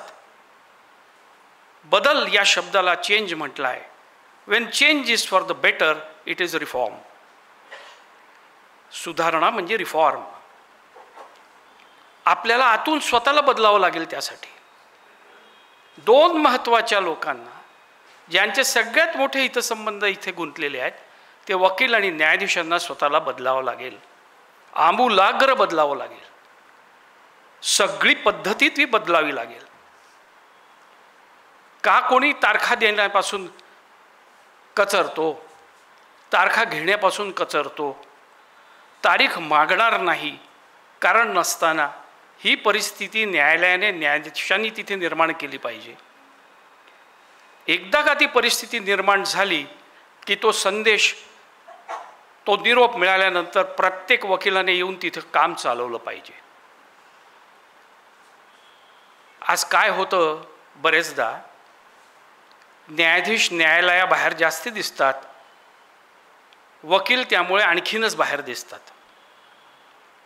जो पीठासीन नाही त्याच्यासमोर कोण कशाला जाईल हो? माहिती असतं काही ना तरी कारण आहे. मुंबई उच्च न्यायालयाचं कामकाज गौरी गणपतीसाठी बंद राहतं, याच्यापेक्षा लाजिरवाणी गोष्ट काय आहे? ते काय एका धर्माचं न्यायालय आहे? संविधानाचं नाव दिवस रात्र घ्यायचं, तिथे धर्मनिरपेक्ष आहे. तिथल्या न्यायाधीशांची जात धर्म, तिथल्या वकिलांचा जात धर्म लिंग हे महत्त्वाचं असतं का? कशासाठी म्हणून या सुट्ट्या पाहिजेत आपल्याला? आम्ही खूप काम करतो. हो, काम करतो म्हणजे ते तुम्ही काही कौतुकच करत नाही आमचं, मग आम्हीच आमचे सत्कार करणार. किती वेळ जातो त्याच्यात? बरं, सत्कार नाही केला तर नाराज. अमुक एका समूहाचा, अमुक एका घटकाचा न्यायाधीश, वकील कोणीतरी मोठ्या पदावर बसला, त्याचा सत्कार नाही केला की त्याला राग येतो. हो, आमच्या समाजाला राग येतो. तुमच्या समाजाचं न्यायालय आहे का? पक्षकार तुमच्या समाजाचा आहे, मग पक्षकार तुमच्याकडे येत का नाही? आला तर टिकत का नाही? समाधानी का नाही? त्याला नुसते निवाडे सुद्धा हवेत, पण ते पण का वेळेवर मिळत नाहीत? त्यांनी केलेले अंतरिम अर्ज सुद्धा का निकाली लगवर निघत नाही? युक्तिवादाला काही अर्थ नसताना सुद्धा युक्तिवाद केले जातात, लांबवले जातात. पण मित्रांनो, अन्याय कुठे होतो हे मी जे नम्रपणे सांगतो, माझ्या लक्षात आलेलं आहे की खराखुरा अन्याय ओळखण्याची क्षमता नसलेले लोक खूप आहेत, आणि खराखुरा अन्याय झाला नसताना दुसऱ्याला त्रास देणारे पक्षकार खूप आहेत. त्या पक्षकारांना बाहेर काढण्याची हिंमत आमच्यात राहिलेली नाही. असे पक्षकार उचलून बाहेर ठेवले पाहिजेत. कितीतरी लोकांना छळतात. कशासाठी छळायचं आहे? माझ्याकडे प्रकरणं यायची. एक व्यक्ती म्हणायचा, या घरामध्ये मी भाडेकरू आहे, तूच दावा केलास, तूच त्याच्यात मनाई हुकूम मागणार, तूच वकील करून युक्तिवाद, आणि मग तू छळणार त्याला, मालकाला. मुळामध्ये तुझ्याजवळ काय कागद आहे, तुझ्याजवळ काय पुरावा आहे दाखवायचं की ह्याच्यात तू भाडेकरू आहेस? ते जेव्हा व्हायचं नाही तेव्हा अंतरिम आदेश देतानाच मी तो अंतरिम आदेश केवळ द्यायला नकार तर नाहीच द्या, नुसता नकार देऊन थांबायचो नाही. मी त्याला लगेच घर रिकामं करायला लावायचो. तू माझ्याकडे अशी प्रकरणं आणच, तुला घर रिकामंच करावं लागेल. ही तंबी द्यावी लागते मित्रांनो. वकील तुमच्या पाठीशी उभे राहतात, लोक तुमच्या पाठीशी उभे राहतात. मला तर असं वाटतं नम्रपणे की तुम्ही सगळे लोक मला शांतपणे ऐकून घेतात, केवळ याच्यासाठी ऐकतात. ही काही प्रतिमा जाणून बुजून बनवलेली नाही आहे. हे कर्तव्य आहे. ह्याच्यातली कुचराई कशी? तुम्ही जर कणखर नसाल तर तुम्हाला कोणाचीच साथ मिळत नसते. पण या कणखरपणाला प्रामाणिकपणाची, पारदर्शकतेची जोड असावी लागते. मग हे सगळ्यांसोबत घडलं पाहिजे. या 100 वकिलांना काही विशेष तिथे तुम्हाला हे देता येणार नाही. आज साहेब जमलं तर बघावं, चालवून टाका ना हे प्रकरण. असं काळकुतीला येऊन काही न्यायाधीश म्हणायचे. म्हटलं तुम्ही काळकुतीला कशाला येता हो? दिवसभर तुम्हाला रिकामं बसायचं आहे का? तुम्ही रिकामं बसलात तर कारवाई तुमच्यावर वरिष्ठ न्यायालय करणार, त्याची काय हात पाय हे धरता तुम्ही? तुम्ही बसा तिथं, दिवसभर बसा. तो वकील म्हणेल, येऊन तुम्हाला सांगेल की साहेब हे काम असं असं आहे, मी आज दिवसभर 4 कामं चालवून थकलो आहे, हे जर माझ्या सहकारी वकिलांनी चालवलं तर चालेल का? कुठला न्यायाधीश नाही म्हणेल. पण हे वातावरणच निर्माण होत नाही आहे. हे खेळीमेळीचं वातावरणच तर आज कुठंतरी लोप पावलं आहे. क्षणोक्षणी माझे काय अधिकार आहेत त्याची भाषा बोलली जाते आहे, कर्तव्याची भाषा विसरली जाते आहे.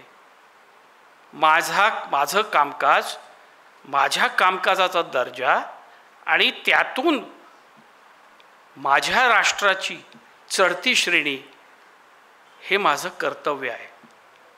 प्रत्येक अशा क्षेत्रात गुंतलेला माणूस, नागरिक भारताचा, त्यानं आपलं काम नेटाने करणं, आपलं काम व्यवस्थित करणं, दोषविरहित करणं हे त्याचं कर्तव्य आहे. तो नागरिक आहे. आपण सगळे नागरिक आहोत.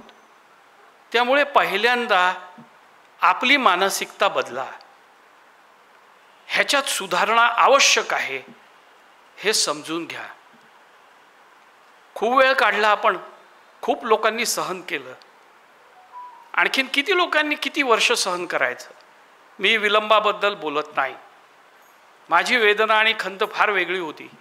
146 कोटीच्या देशात, लोकसंख्या इथल्या असलेल्या देशात कुठल्याही स्तरावरच्या न्यायालयांमध्ये 5.5 ते 6 कोटी फक्त खटले किंवा दावे प्रलंबित आहेत. हे कशाचं लक्षण आहे?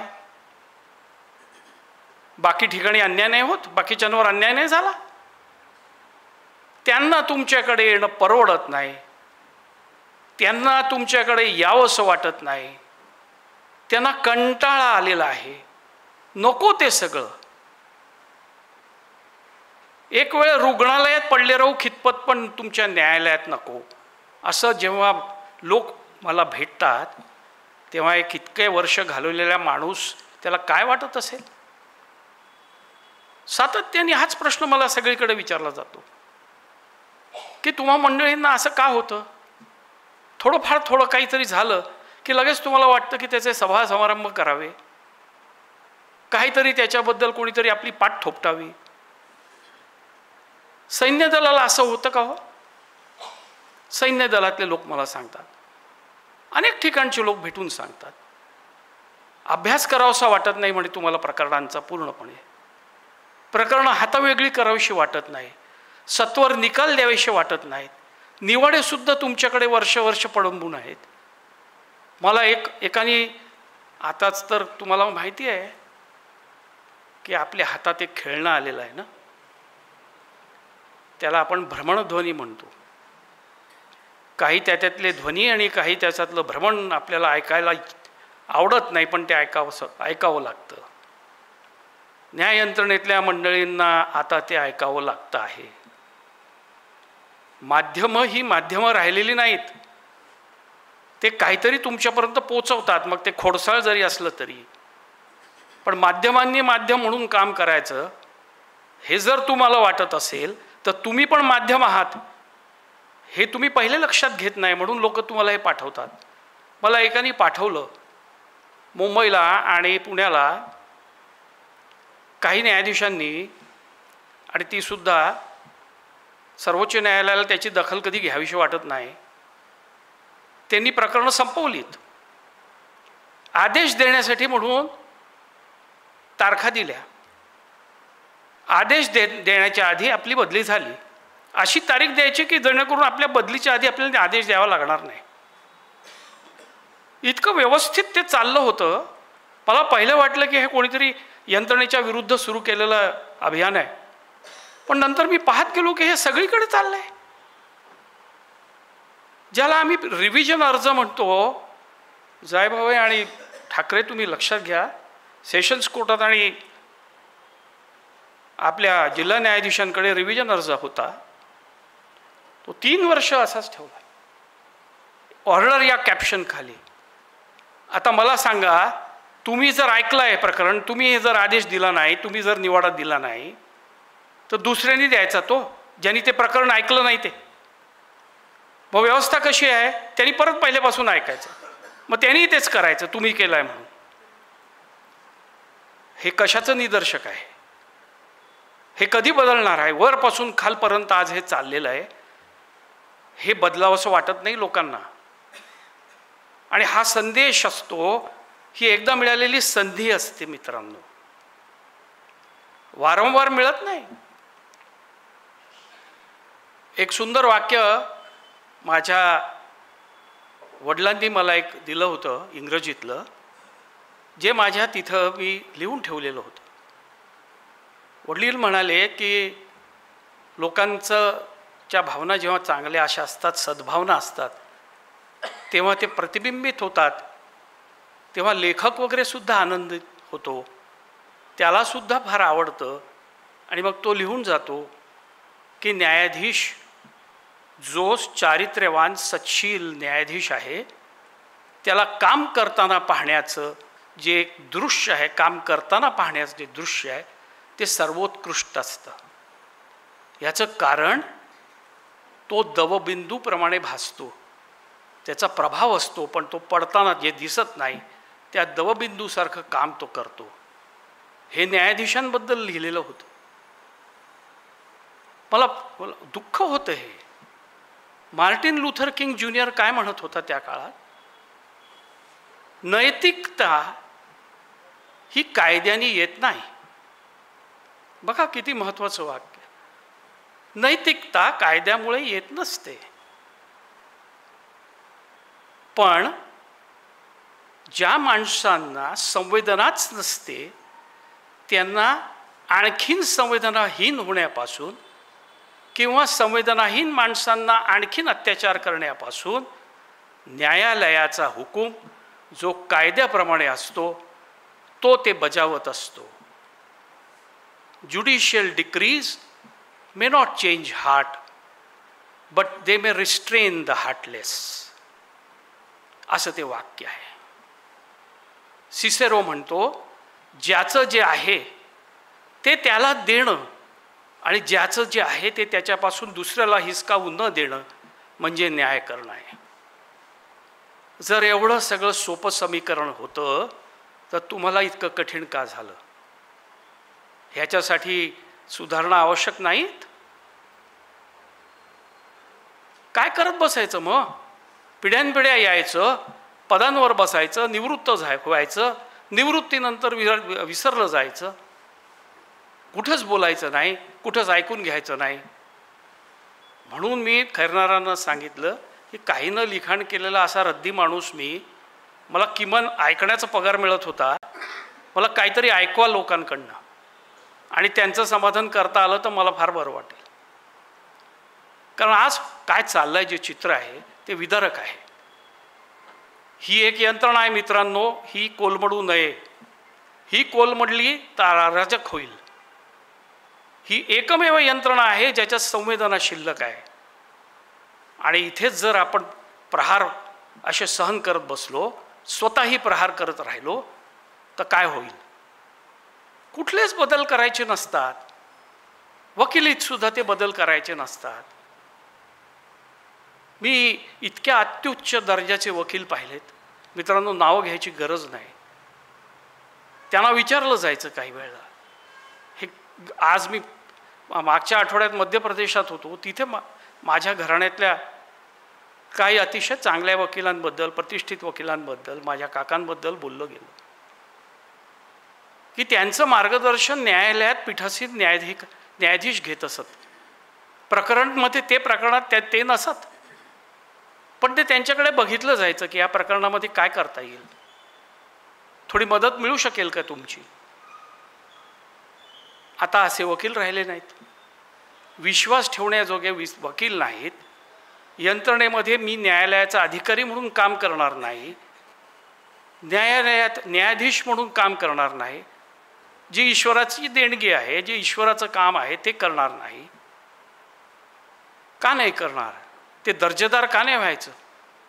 असंच चालू ठेवायची, कार्यपद्धतीच बदलायची नाही. कोणी वकील आला नाही तर एकतर्फी निकाल देता येतो हे न्यायाधीश विसरून गेले आहेत. मी बरेचदा करायचो हे. मी कधी कोणाची पर्वा केली नाही. 3 दिवस आले, 3 तारखांना आले नाही की चौथ्या वेळेला मी निकाल द्यायला सुरुवात करायचो.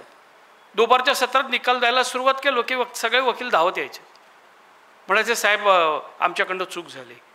इथं आत्ता युक्तिवाद केलंस तर मी तुझं प्रकरण खारिज करणार नाही तर प्रकरण खारिज. वकील करायचे युक्तिवाद, जे काय बाहेर बोलत असतील, पण कधी आयुष्यात मला जाणवलं नाही. वकील म्हणून, न्यायाधीश म्हणून मला त्यांचे आशीर्वादच मिळाले. ही परिस्थिती आपण आज का निर्माण करू शकलो नाही? ही करू शकतो, हे काही मी स्वतःचं योगदान मानत नाही. हे पूर्वापार चालत आलं होतं, हे स्वाभाविक सहज होतं. तेच आता दुर्मिळ झालेलं आहे, तेच दिसत नाही. तेव्हा पहिल्यांदा स्वीकार करा की आपल्याला बदल करावे लागणार नाहीत, सुधारणा करावी लागेल. सुधारणा ही सर्वांच्या एकत्रित प्रयत्नांनी करावी लागेल. तिथे फक्त शासनाने करायचं. कृपा करून शासनाला बाहेर ठेवा. शासन हे जे घटक आहे ना, हा सगळ्यात मोठा पक्षकार आहे आणि बऱ्याच वेळेला अन्यायाला कारणीभूत आहे. त्याला प्रकरणं लवकर आटपावीत असं कधीच वाटणार नाही, कारण बहुतेक वेळा त्यांच्या विरोधात निकाल जाणार आहे. तेव्हा ते तुमच्यावर दानी परोपकारी म्हणून तुम्हाला मूलभूत सुविधा देऊन असं कसं करून तुम्हाला आनंदी सुखी ठेवतात, परंतु तुम्हाला न्याय देण्यासाठी मदत करत नाहीत. त्यामुळेच आज आपण बघतो की अन्याय असलेली, सहन करत असलेली, खितपत पडलेली प्रजा तुमच्याकडे येत नाही. ज्याला परवडतं त्याला तो येतो. संविधानात सोय अशी आहे की ज्याला आवश्यक आहे त्याला मिळालं पाहिजे, केवळ ज्याला परवडतं त्याला नाही मिळालं. मग ते जीवनावश्यक वस्तू असो की न्याय असो. सामाजिक, आर्थिक, राजकीय न्याय कसा होईल जेव्हा अशी सक्षम यंत्रणा नसेल जी करायला लावेल हे सगळं. पण आपल्याला जे करायचं नसतं तेच करायची आवड खूप आहे. मित्रांनो, इथं नाशिक महानगरपालिका काम करत नाही म्हणून मुंबईतून नाशिक महानगरपालिकेचं कामकाज चालवायचं आहे. ते चालू शकेल का? तिथं सर्वोच्च न्यायालयात बसून यमुना स्वच्छ करायची आहे, गंगा स्वच्छ करायची, ती बिचारी वाहते आहे, त्याच्यात कोण काय करतं आहे ते दिल्लीत बसून कसं काय थांबवता येईल? ते त्याच शासकीय अधिकाऱ्यावर अवलंबून असतो. आपण तो आणतो आणि अहवाल देतो. तो म्हणतो नाशिकमधल्या या रस्त्यांवर काही खड्डे नाहीत, इथे कुठेच अतिक्रमणं नाहीत, आम्ही तो स्वीकार करतो आणि प्रकरण संपवतो. पण खरे लढे जे झाले आहेत, मग ते रतलाम म्युन्सिपालिटीचं केस असो, उडुपी म्युन्सिपालिटीची केस असो, सुप्रीम कोर्टाचे 74 सालचे निकाल, 80 सालचे निकाल, ते जर तुम्ही मार्गदर्शनपर म्हणून ठरवणार नसाल, त्याच्यात लोकांनी दावे केले होते ते हायकोर्टात नव्हते गेले सर, उच्च न्यायालयात आणि सर्वोच्च न्यायालयात नव्हते गेले, ते तिथं जवळच्या न्यायालयात गेले होते. जवळचं न्यायालय लांबचं झालं, लांबचं न्यायालय जवळचं वाटायला लागलं. हे कसं काय झालं आणि का झालं? मित्रांनो, आपला बराच वेळ घेतला आहे. थोडंसं काही लोकांना काही विचारायचं असेल तर आपण, कारण इतका वेळ बोलून असं वाटतं मला की एकतर्फी झालं आहे ते. मी तर सुनावणी घेणारा माणूस ना, इथे नुसतं बोलतच सुटलो आणि तुम्ही माझं काम करताय असं नका, असं नाही व्हायला. तर मी इथे थांबतो आणि आपल्याला काही कोणाला जे प्रश्न विचारायचे असतील, एक तर ते साध हेतूनी अशा अनुषंगाने विचारा की आपला पूर्ण आदर या यंत्रणेबद्दल राहायला पाहिजे. मी आजही स्वतःला ह्याच्यातला घटक मानतो. ही उद्ध्वस्त होऊ नये, ही कोलमडू नये, ही तळमळ आहे माझी. ते कृपया लक्षात घ्या आणि प्रश्न विचारा. प्रश्न असा लिहिलेला आहे, सर, एखाद्या जनहित याचिका अथवा अन्य याचिकेत काही न्यायमूर्ती नॉट बिफोर मी अशी ऑर्डर करतात, परंतु कारण देत नाहीत, असे मी स्वतः अनेक वेळा अनुभवले आहे. वास्तविक एका खटल्यात माननीय सर्वोच्च न्यायालयाने नॉट बिफोर करणाऱ्या न्यायमूर्तींनी त्यांची कारणे दिली पाहिजेत असा निवाडा दिला आहे. माननीय सर्वोच्च न्यायालयाचा आदर उच्च न्यायालयातील न्यायमूर्ती केव्हा करणार? ॲडव्होकेट नानासाहेब जाधव, नाशिक. पहिले तर जनहित याचिका हे नाव दिलं म्हणजे ती जनहित याचिका होत नसते. आपला संवैधानिक आणि कायदेशीर अधिकार कुठला, त्याचं कशा प्रकारे उल्लंघन झालं आणि तो सार्वजनिक हिताचा कसा, हे सिद्ध करावं लागतं. दुसरी गोष्ट, तो तुमचा मेरिटवरचा भाग झाला. असा कुठलाच कायदा आपण केलेला नाही ज्याच्यामध्ये हा आदेश करण्यासाठी न्यायाधीशाला कारणे दिली पाहिजेत. संवेदनशील न्यायाधीश कारणं देणार नाही. बऱ्याच वेळेला त्याला दुसऱ्याची कुचंबणा करायची नसते. अशा अनेक बाबतीत अनेक वेळेला प्रसंग येतात. फक्त आपल्याच प्रसंगात हे होत नसतं. कारणं द्यायला सांगितली तर तुम्ही त्या कारणांना उद्या आव्हान द्याल, एखाद्या न्यायाधीशाच्याच मागं लागाल आणि ती भीती असते तिथे. आपण हे वातावरण निर्माण करू शकलो नाही मित्रांनो. खूप प्रयत्न केला मी, लोकांनी सगळं समजून घ्यावं याच्यासाठी, परंतु ती समजून घेण्याची इच्छा असायला हवी. अमुक एका न्यायाधीशांनी माझं प्रकरण घेतलं नाही याचा गवगवा करायचा आहे की न्यायाधीश कुठलाच न्यायाधीश माझं प्रकरण घेत नाही ही तक्रार आहे. मुख्य न्यायाधीशांकडे तुम्ही गेलात तर तुम्हाला दुसऱ्या न्यायाधीशाकडे ते प्रकरणं पाठवलं जातात आणि तिथे होईल ते प्रकरण. पाठपुरावा करावा लागेल, दुसरं काही याला उत्तर नाही आहे, कारण कायद्यामध्ये त्याला कुठली कारणं द्यावी लागत नाहीत. असा कायदा करण्यासाठी न्यायालय हे काही व्यासपीठ होऊ शकत नाही. काही संकेत असतात, काही परंपरा असतात आणि त्या परंपरा चांगल्या नसतील वाटत, त्याच्यामुळेच जर अन्याय होत असेल तर त्यालाच तुम्ही आव्हान द्या. मग माझी तर तुम्हाला विनंती आहे, जनहित याचिकेत सुधारणा करा आणि यालाच आव्हान द्या की न्यायाधीशांनी हे आरंभलं जे आहे याच्याचमुळे अन्याय होतो आहे. या परंपरा, हे संकेत, याला आता काही अर्थ राहिलेला नाही. हे पारदर्शीपणाच्या आड येतं आहे, सत्वर न्यायाच्या आड येतं आहे, त्यामुळे यालाच आव्हान द्यावं लागेल. हा प्रश्न भट्टीवराजींनी विचारला आहे. मी जेव्हा म्हणतो की नुसते बदल नको, सुधारणा हवी, तेव्हा मी याच्यासाठी खूप वेळा आग्रह धरलेला होता. पहिले माझं मत होतं की अखिल भारतीय न्यायिक सेवा असू नये. नंतर मी ते मत बदललं आणि मी माझ्या सहकाऱ्यांना सुद्धा म्हटलं की याला आपण आपली तयारी दर्शवली पाहिजे. संविधानामध्ये हे केवळ एका कर्तव्याचा भाग म्हणून, संकेताचा भाग म्हणून आपल्याला विचारलं गेलं आहे, आपला आदर राखून विचारलं गेलेलं आहे. वास्तविक संसदेला हे आम्हाला आणि कार्यपालिकेला आम्हाला विचारण्याची गरज नाही. ही न्यायिक सेवा अस्तित्वात येऊ शकते, ती सत्वर आली पाहिजे असं माझं मत आहे. चांगले न्यायाधीश मिळतील, प्रामाणिक न्यायाधीश मिळतील, गुणवत्ता असलेले दर्जेदार न्यायाधीश मिळतील आणि दर्जा सुधारेल. दर्जाची किती काळजी आहे आपल्याला, हा सगळ्यात महत्त्वाचा प्रश्न आहे आणि कळीचा मुद्दा आहे. कुठलं पोलीस कमिशन, कोणाचा प्रश्न आहे हा? कोणी प्रश्न विचारला आहे? पोलीस कमिशन केव्हा लागू करतील? सुप्रीम कोर्टाचा आदेश करतील काय? सुप्रीम कोर्ट आदेश करतील काय? कुठल्या संदर्भात आहे हा प्रश्न? त्याला नाही आहेत का अजून नियम? नाही आहेत, खंडीवर नियम आहेत त्याला. प्रकाश सिंगचं प्रकरण माहिती आहे ना आपल्याला. प्रकाश सिंग 1, 2, 3 आयोग आहे, तिथे सुधारणा सुचवत आहे पोलीस यंत्रणेत. त्या सुधारणा लागू करायला हव्या.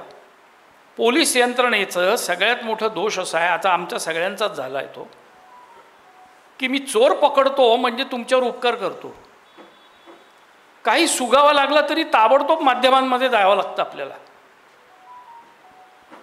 लाजिरवाणा नाही आहे का? आमचे काही वकील मित्र रस्त्यावर उभे राहतात. आज मी जामीन अर्जाला कडाडून विरोध केला, त्यामुळे जामीन अर्ज खारिज झाला. तू काय केलं? तुझं कामच होतं ते युक्तिवाद करणं. एका बाजूचं वकीलपत्र स्वीकारल्यावर दुसरं काय करायचं होतं तू?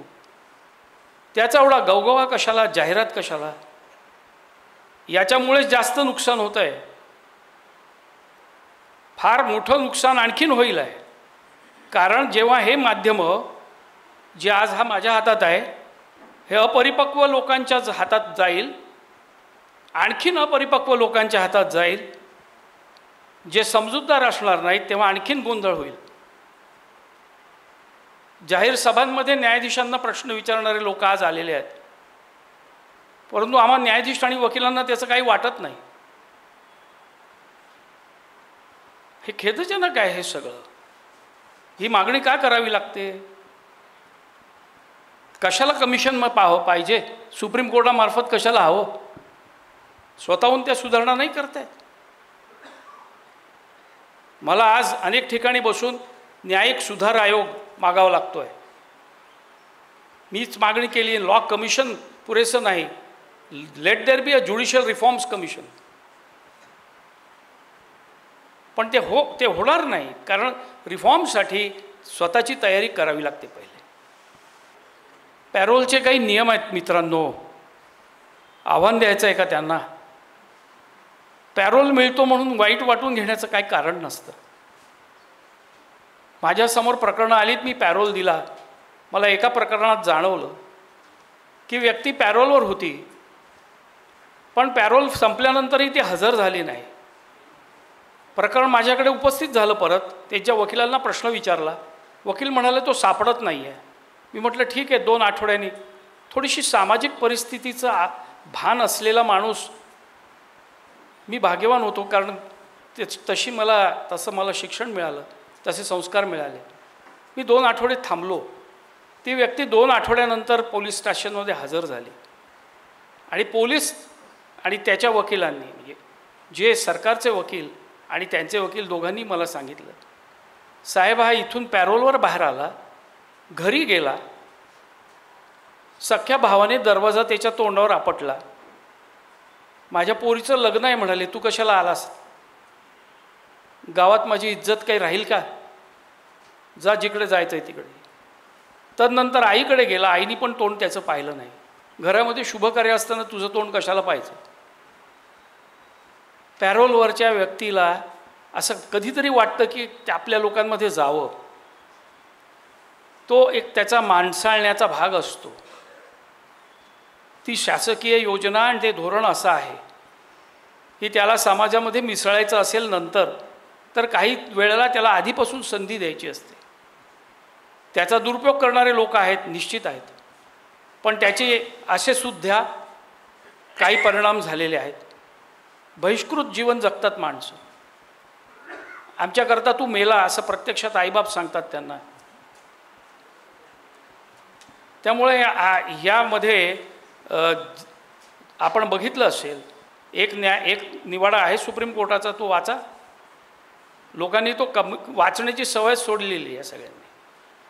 बिल्किस बानोच्या प्रकरणात झालेलं होतं ना.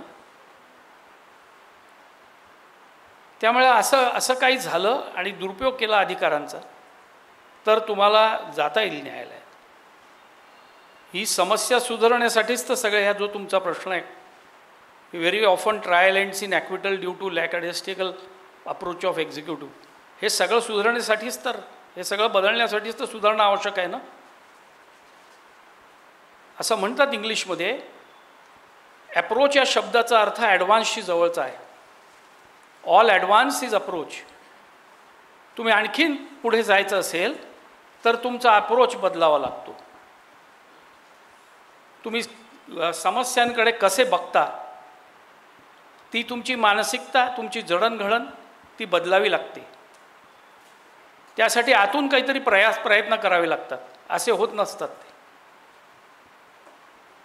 त्यामुळे हे आजचं नाही आहे हे दुखणं, हे वारंवार आहे आपल्या. पुरावा नसेल तर न्यायाधीश फारसं काही करू शकत नाही. आपल्याकडे अशी यंत्रणा नाही की वकील आणि न्यायाधीश मिळून पुरावा उत्पन्न करू शकतील. उलट बंधन आहेत, त्यांनी खाजगी काहीही कुठली माहिती घ्यायची नसते. आलसे समोर पटलावर असेल तेच स्वीकारायचं असतं. आणि साक्ष म्हणजे पुरावा नसतं. आता हल्ली तर माध्यमं तेही फरक विसरले आहेत. भक्कम पुरावा आहे, आता त्याला फाशीची शिक्षा देणार. मुख्यमंत्री पण सांगतात हो आम्ही फाशीची शिक्षा. मुळामध्ये फाशीची शिक्षा देण्याचा अधिकार मुख्यमंत्र्यांचा नाही. पण आता काय टाळ्या खाऊ अख्ख्या सगळ्यांनी आवडतात ना सगळ्यांना. त्यामुळे हे आपल्या हातात नव्हे. हे बदलण्यासाठीच सगळ्या घटकांनी स्वतःला बदललं पाहिजे. मित्रांनो, या प्रश्नाचं साधं उत्तर आहे, हुंडाबंदीचं कलम आलं, 376चं कलम आलं, त्याच्यात बदल झाले. प्रत्येक वेळा हा प्रश्न विचारला, that a provision of law may be abused is no ground to declare it unconstitutional. It cannot be declared as unconstitutional simply because somebody abuses it. खूप खोट्या केसेस आहेत, मला माहिती आहे. पण ज्या खऱ्या आहेत त्या जर अंगावर शहारे आणत असतील तर या कलमांची गरज आहे, या तरतुदींची गरज आहे. हा आपल्या समाज जीवनाचा लाजिरवाणा भाग आहे. नराधम आहेत जे 4 वर्षाच्या मुलीवरही अत्याचार करतात. कुठल्या खोट्या केसेस म्हणायचे आपण? त्यात अत्याचारच झालं नाही असं म्हणायचं आहे? मित्रांनो, पुरावा मिळाला नाही आहे, अत्याचार झालं नाही आहे किंवा ती घटना घडली नाही असं होत नसतं बरेचदा. आणि आपल्या खुर्चीवर वरून उठून न्यायाधीश जाऊन पुरावा आणू शकत नाही. काही लोक करत असतील याचा दुरुपयोग, त्याला दंड आहे, पण आपण ते पाठपुरावा करत नाही. पाठपुरावाच करायचा नाही. लाखो रुपये दंड करता येतो. पाठपुरावा करा कृपा करून, प्रश्न विचारायच्या ऐवजी. पुढचा प्रश्न असा आहे, कौटुंबिक न्यायालयात साधारण किती वर्षात निकाल यायला पाहिजे? माझी स्वतःची केस 5 वर्षापासून चालू आहे, फक्त तारखा देतात. तर आपण जर मी वैयक्तिक प्रश्नांना उत्तर देणार नव्हतो, पण आपण न्यायालयाबद्दल प्रश्न उपस्थित केला. आपण बघितलं असेल की वाद आणि तंटे हे सोडवण्यासाठी मुख्यतः न्यायालयाचं प्रयोजन आहे. कौटुंबिक न्यायालय हे घटस्फोटांचं न्यायालय झालं आहे. ते कौटुंबिक राहिलं आहे का? तिथं असणाऱ्या सगळ्यांनी स्वतःला हा प्रश्न विचारला पाहिजे. ते कौटुंबिक व्हायचं असेल तर त्याला कुटुंब आणि कुटुंब व्यवस्था आणि त्याच्याबद्दल आस्था राहिली पाहिजे. ती मोडू नये कुटुंब म्हणून आपण काय करू शकतो याचा विचार तिथे झाला पाहिजे. आणि नुसत्या तारखा का द्यायच्या असतात? कारण घटस्फोट कदाचित देता येणार नसेल म्हणून. एकदा निकाली काढायचं, सरळ नवरोबांना सांगायचं की बाबा ह्याच्यात तुला घटस्फोट मिळणार नाही, किंवा त्या स्त्रीला, पत्नीला. म्हणून कौटुंबिक न्यायालयांमध्ये स्वतःला बदलण्याची तयारी अजून झालेली दिसत नाही. तिथे आमचे जिल्हा न्यायाधीश जातात, पण तिथे गेल्यावर त्यांना काय होतं माहीत नाही. सज्जड पुरावा असल्याशिवाय काही करता येणार नाही आहे. तुम्ही अशी टाळमटाळ केली तर ती प्रकरणाची संख्या वाढते. आपण कौटुंबिक न्यायालयांवर नियंत्रण असलेले असणारे आणि ठेवणारे न्यायाधीश, न्यायमूर्ती सर्व उच्च न्यायालयात असतात. त्यांच्याकडे तक्रार करा.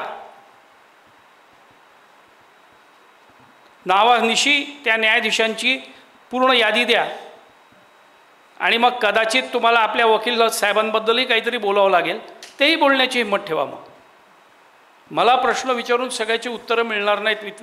मला आनंद होतो आहे की तुम्हाला हे प्रश्न पडतायत, पण याचं दुःखही आहे कारण तुम्ही उत्तरं शोधत नाही.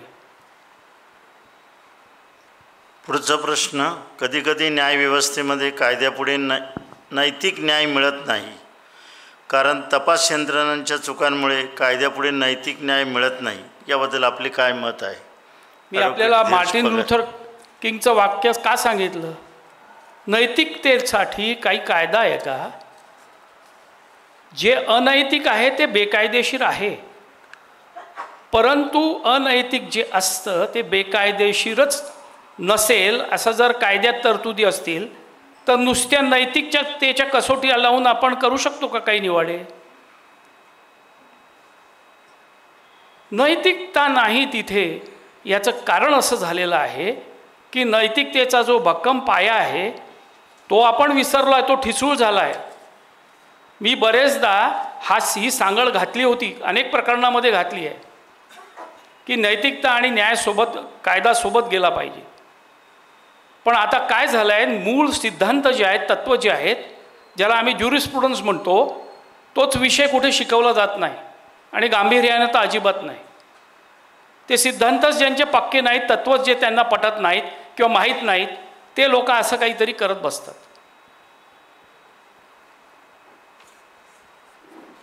पुढचा प्रश्न, वर्षानुवर्ष लोक तुरुंगात खितपत पडलेले असतात. त्या काळातील आपली न्यायव्यवस्था काही ठोस उपाययोजना का करीत नाहीत? उदाहरणार्थ उमर खलीद 5 वर्षापासून तुरुंगात आहे व चार्जशीटही दाखल होत नाही. आपण सगळ्या यंत्रणांवर जो असलेला प्रचंड दबाव आहे, कोणाचीच वकिली करण्याचं कारण नाही. मात्र आपल्या लक्षात आलं पाहिजे की अनेक प्रकरणांमध्ये जे कठोरपणा दाखवायला पाहिजे, जी हिंमत दाखवायला पाहिजे, ती आज दिसत नाही. 5 वर्ष जर तिथं आरोपपत्रच झालेलं नाही तर त्या अशा वेळेला न्यायाधीशांनी कडक भूमिका घेतली पाहिजे, फैलावर घेतलं पाहिजे आणि जामिनावर सोडलं पाहिजे. कारण उद्या तुम्हाला जर दुरुपयोग करायचा असतो, जेव्हा एखाद्या अधिकाराचा, कायदेशीर अधिकाराचा, संवैधानिक अधिकाराचा, तेव्हा तुम्ही असे खटले उभे करता. मुळामध्ये तुम्हाला माहिती असतं की ह्याच्यातनं काही निष्पन्न होणार नाही, पण त्याला अडकवून ठेवायचं असतं. ती हिंमत लागते, वकिलांनी दाखवून दिलं पाहिजे ते. मित्रांनो, अनेक वेळेला कमी पडतात आहे लोक. मी सर्वोच्च न्यायालयात सुद्धा जात असतो बरेचदा. मी आज जे बघतो आहे ते विदारक चित्र आहे. का म्हणालो मी? अभ्यासच नसतो. का नसतो अभ्यास? करायची इच्छा का नाही? तुम्हाला पैसे मिळत आहेत, सगळं मिळतं आहे. अभ्यास करायला हवा प्रकरणांचा, सांगोपांग विचार करायला हवा. ते होत नाही. केवळ तिथं यांना दोष देण्यात अर्थ नाही आहे. शासन असंच वागणार, त्यांच्याकडनं वेगळी अपेक्षा नसेल आपली. पोलीस तसेच वागणार, यंत्रणा. पण न्याय यंत्रणेकडनं जर आपल्याला अपेक्षा पाहिजे आहे, खूप अपेक्षा आहेत आपल्या, तर तिथे आपलं काम कसं होतं, दर्जेदार होतं का, ते पाहिलं पाहिजे ना. जनतेचा सुद्धा एक सहभाग असला पाहिजे. मी आज 1 तासापासून आपल्याला तेच सांगतो आहे. आपण उदासीन राहता म्हणून यंत्रणा अशी होते. किती लोकांनी हे प्रकरणाचं उदाहरण घेऊन कुठवर आपण प्रयत्न केलेले आहेत, कुठल्या व्यासपीठांवरून याचा पाठपुरावा केला आहे, किती माध्यमांना याच्यात रस आहे, हे पण जरा बघा.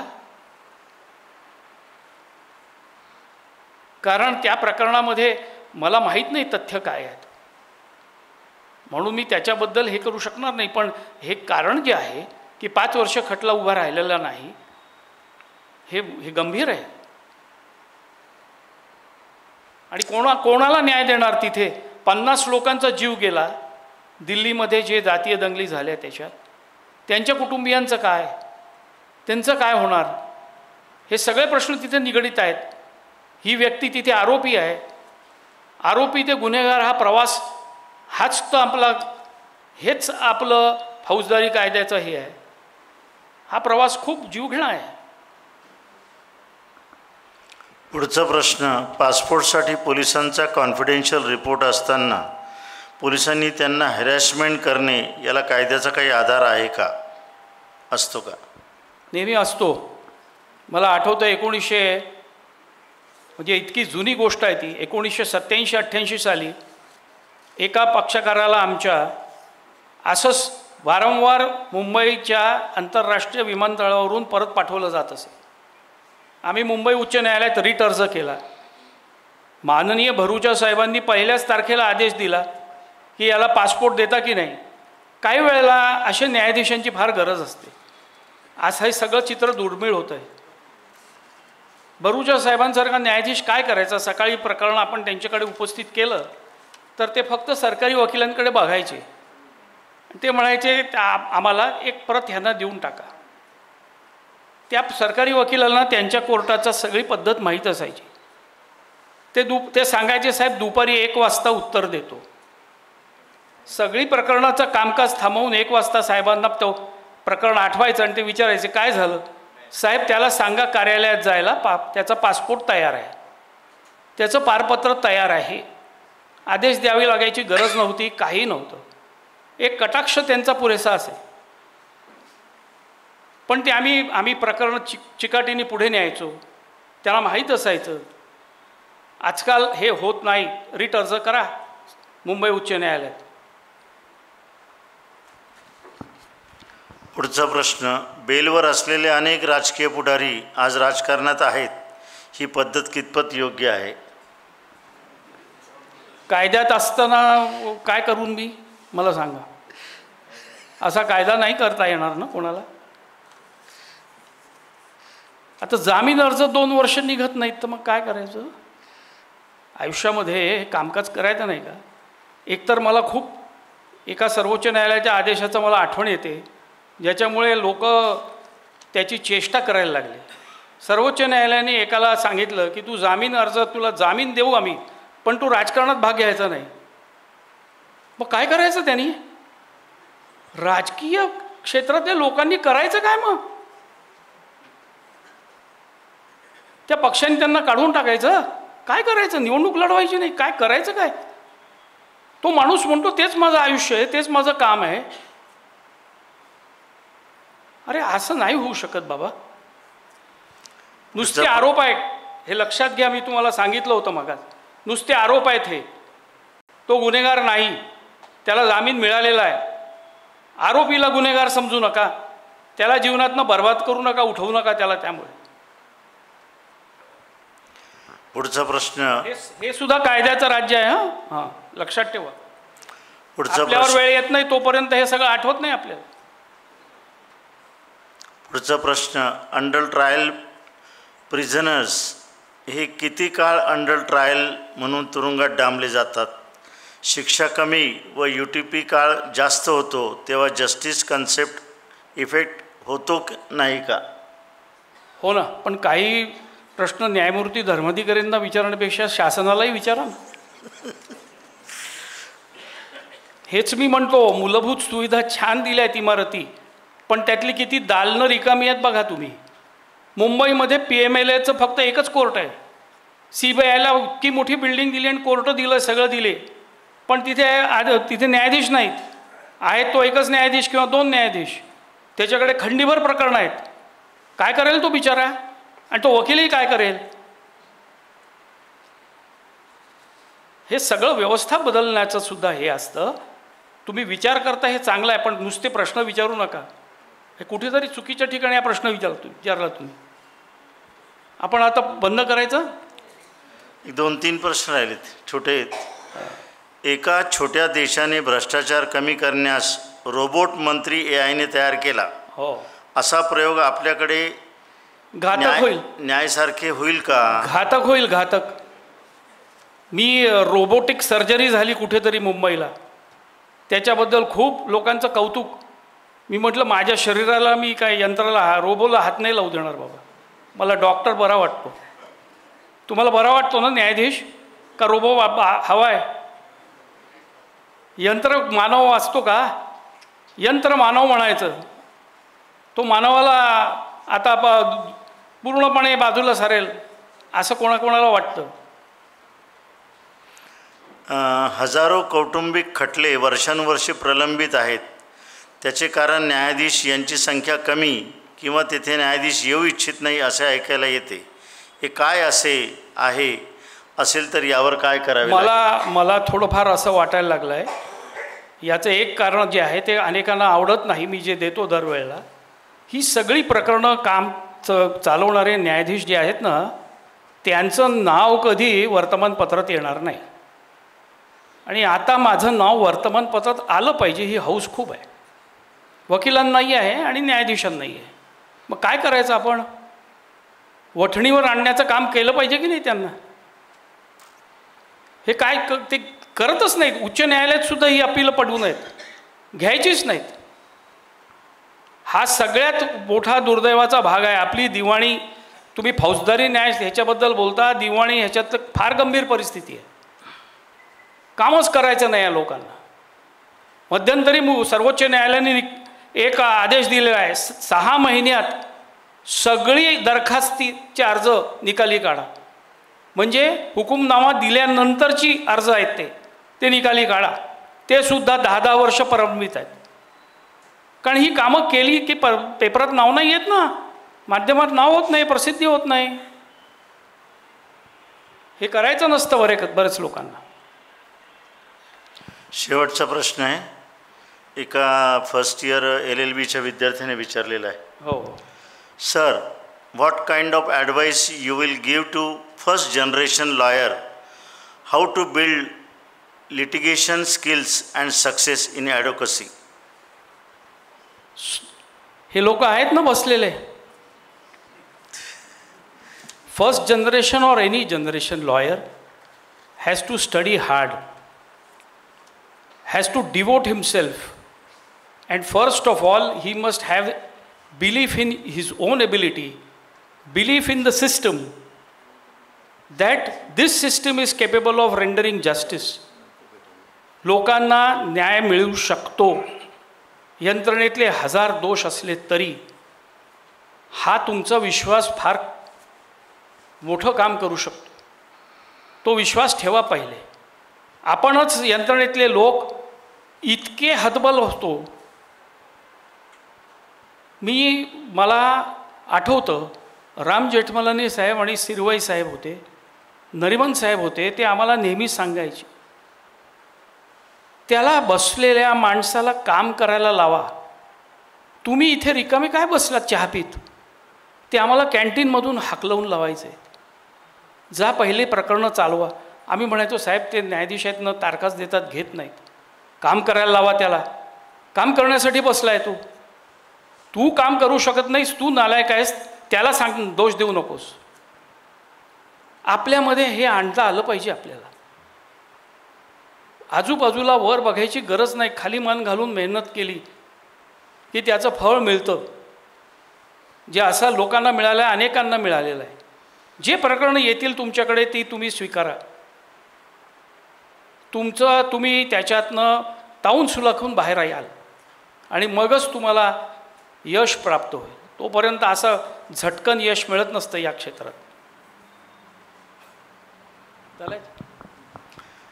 जवळपास तास दीड तास सरांनी आपलं मनोगतही व्यक्त केलं. तुम्हाला विचारायचं काय? काय विचारायचं बेटा?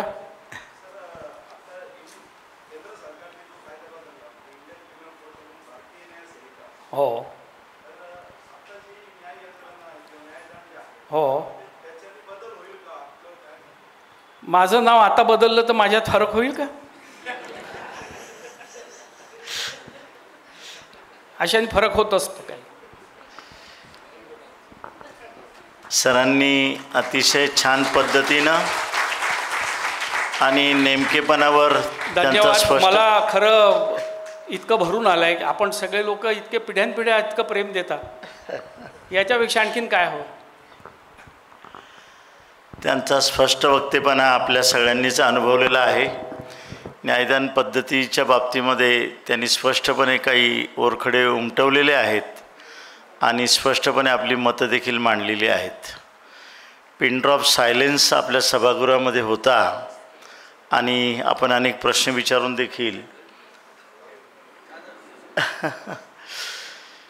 जोरदार टाळ्या वाजून आपण त्यांचं अभिनंदन करूया. सर आमच्या विनंतीला मान देऊन आलेत आणि या ठिकाणी आपल्याशी संवाद त्यांनी साधलेला आहे. न्यायिक बदल की सुधारणा या बाबतीमध्ये आपली मतं या ठिकाणी मांडलीत. अनेकांच्या प्रश्नांनाही उत्तरं दिलीत. ज्योतिष स्टोअरच्या वतीनं आणि सर्व उपस्थितांच्या वतीनं मी सरांचे आभार व्यक्त करतो. आज विशेष अतिथी या नात्यानं आपल्याकडे जयंत जायभावे सर आलेत, नितीन ठाकरे साहेब आलेत, त्यांचे मी आभार व्यक्त करतो. या दोघांबरोबर आपल्यामध्ये ॲडव्होकेट अविनाश भिडे जे सेंट्रल हिंदू मिलिटरी असोसिएशनचे कार्याध्यक्ष आहेत आणि प्रसिद्ध असे वकीलही आहेत, ते आज येणार होते, परंतु काही कारणामुळे त्यांना नागपूरला जावं लागलं संस्थेच्या मीटिंगकरता, म्हणून त्यांनी शुभेच्छा दिलेल्या होत्या. या सर्वांचे मी जायभावी सरांचे आणि ठाकरे साहेबांचे देखील आभार या ठिकाणी व्यक्त करतो. आमच्या विनंतीला मान देऊन विविध कॉलेजचे प्राचार्य आणि आपण सर्वजण आलात त्याबद्दल आपल्याही सर्वांचे आभार मानतो. आपण भेटणार आहोत याच ठिकाणी उद्या सायंकाळी ठीक 6:30 वाजता. उद्या आपण प्रसिद्ध समाजसेवक आणि शिक्षणसेवक म्हणून महाराष्ट्रामध्ये ज्यांचं नाव आहे, ज्यांनी अनेक प्रयोग हे कोकणामधल्या दापोली तालुक्यामध्ये केलेले आहेत, असे डॉक्टर राजा दांडेकर आणि रेणू दांडेकर या जोडप्याला आपण उद्या भेटणार आहोत. त्यांचा प्रवास लोकसाधनेचा याबद्दल त्यांच्याशी संवाद साधणार आहोत. तर कृपया आपण उद्या सर्वांनी यावं, आपल्या स्नेहीजनांनाही सांगावं, कुटुंबियांनाही सांगावं आणि आपण सर्वांनी यावं अशी विनंती करतो. पुन्हा एकदा आपल्या सर्वांचे आणि आपल्या वतीने पाहुण्यांचे आभार मानून आजचा हा कार्यक्रम संपला असं मी जाहीर करतो.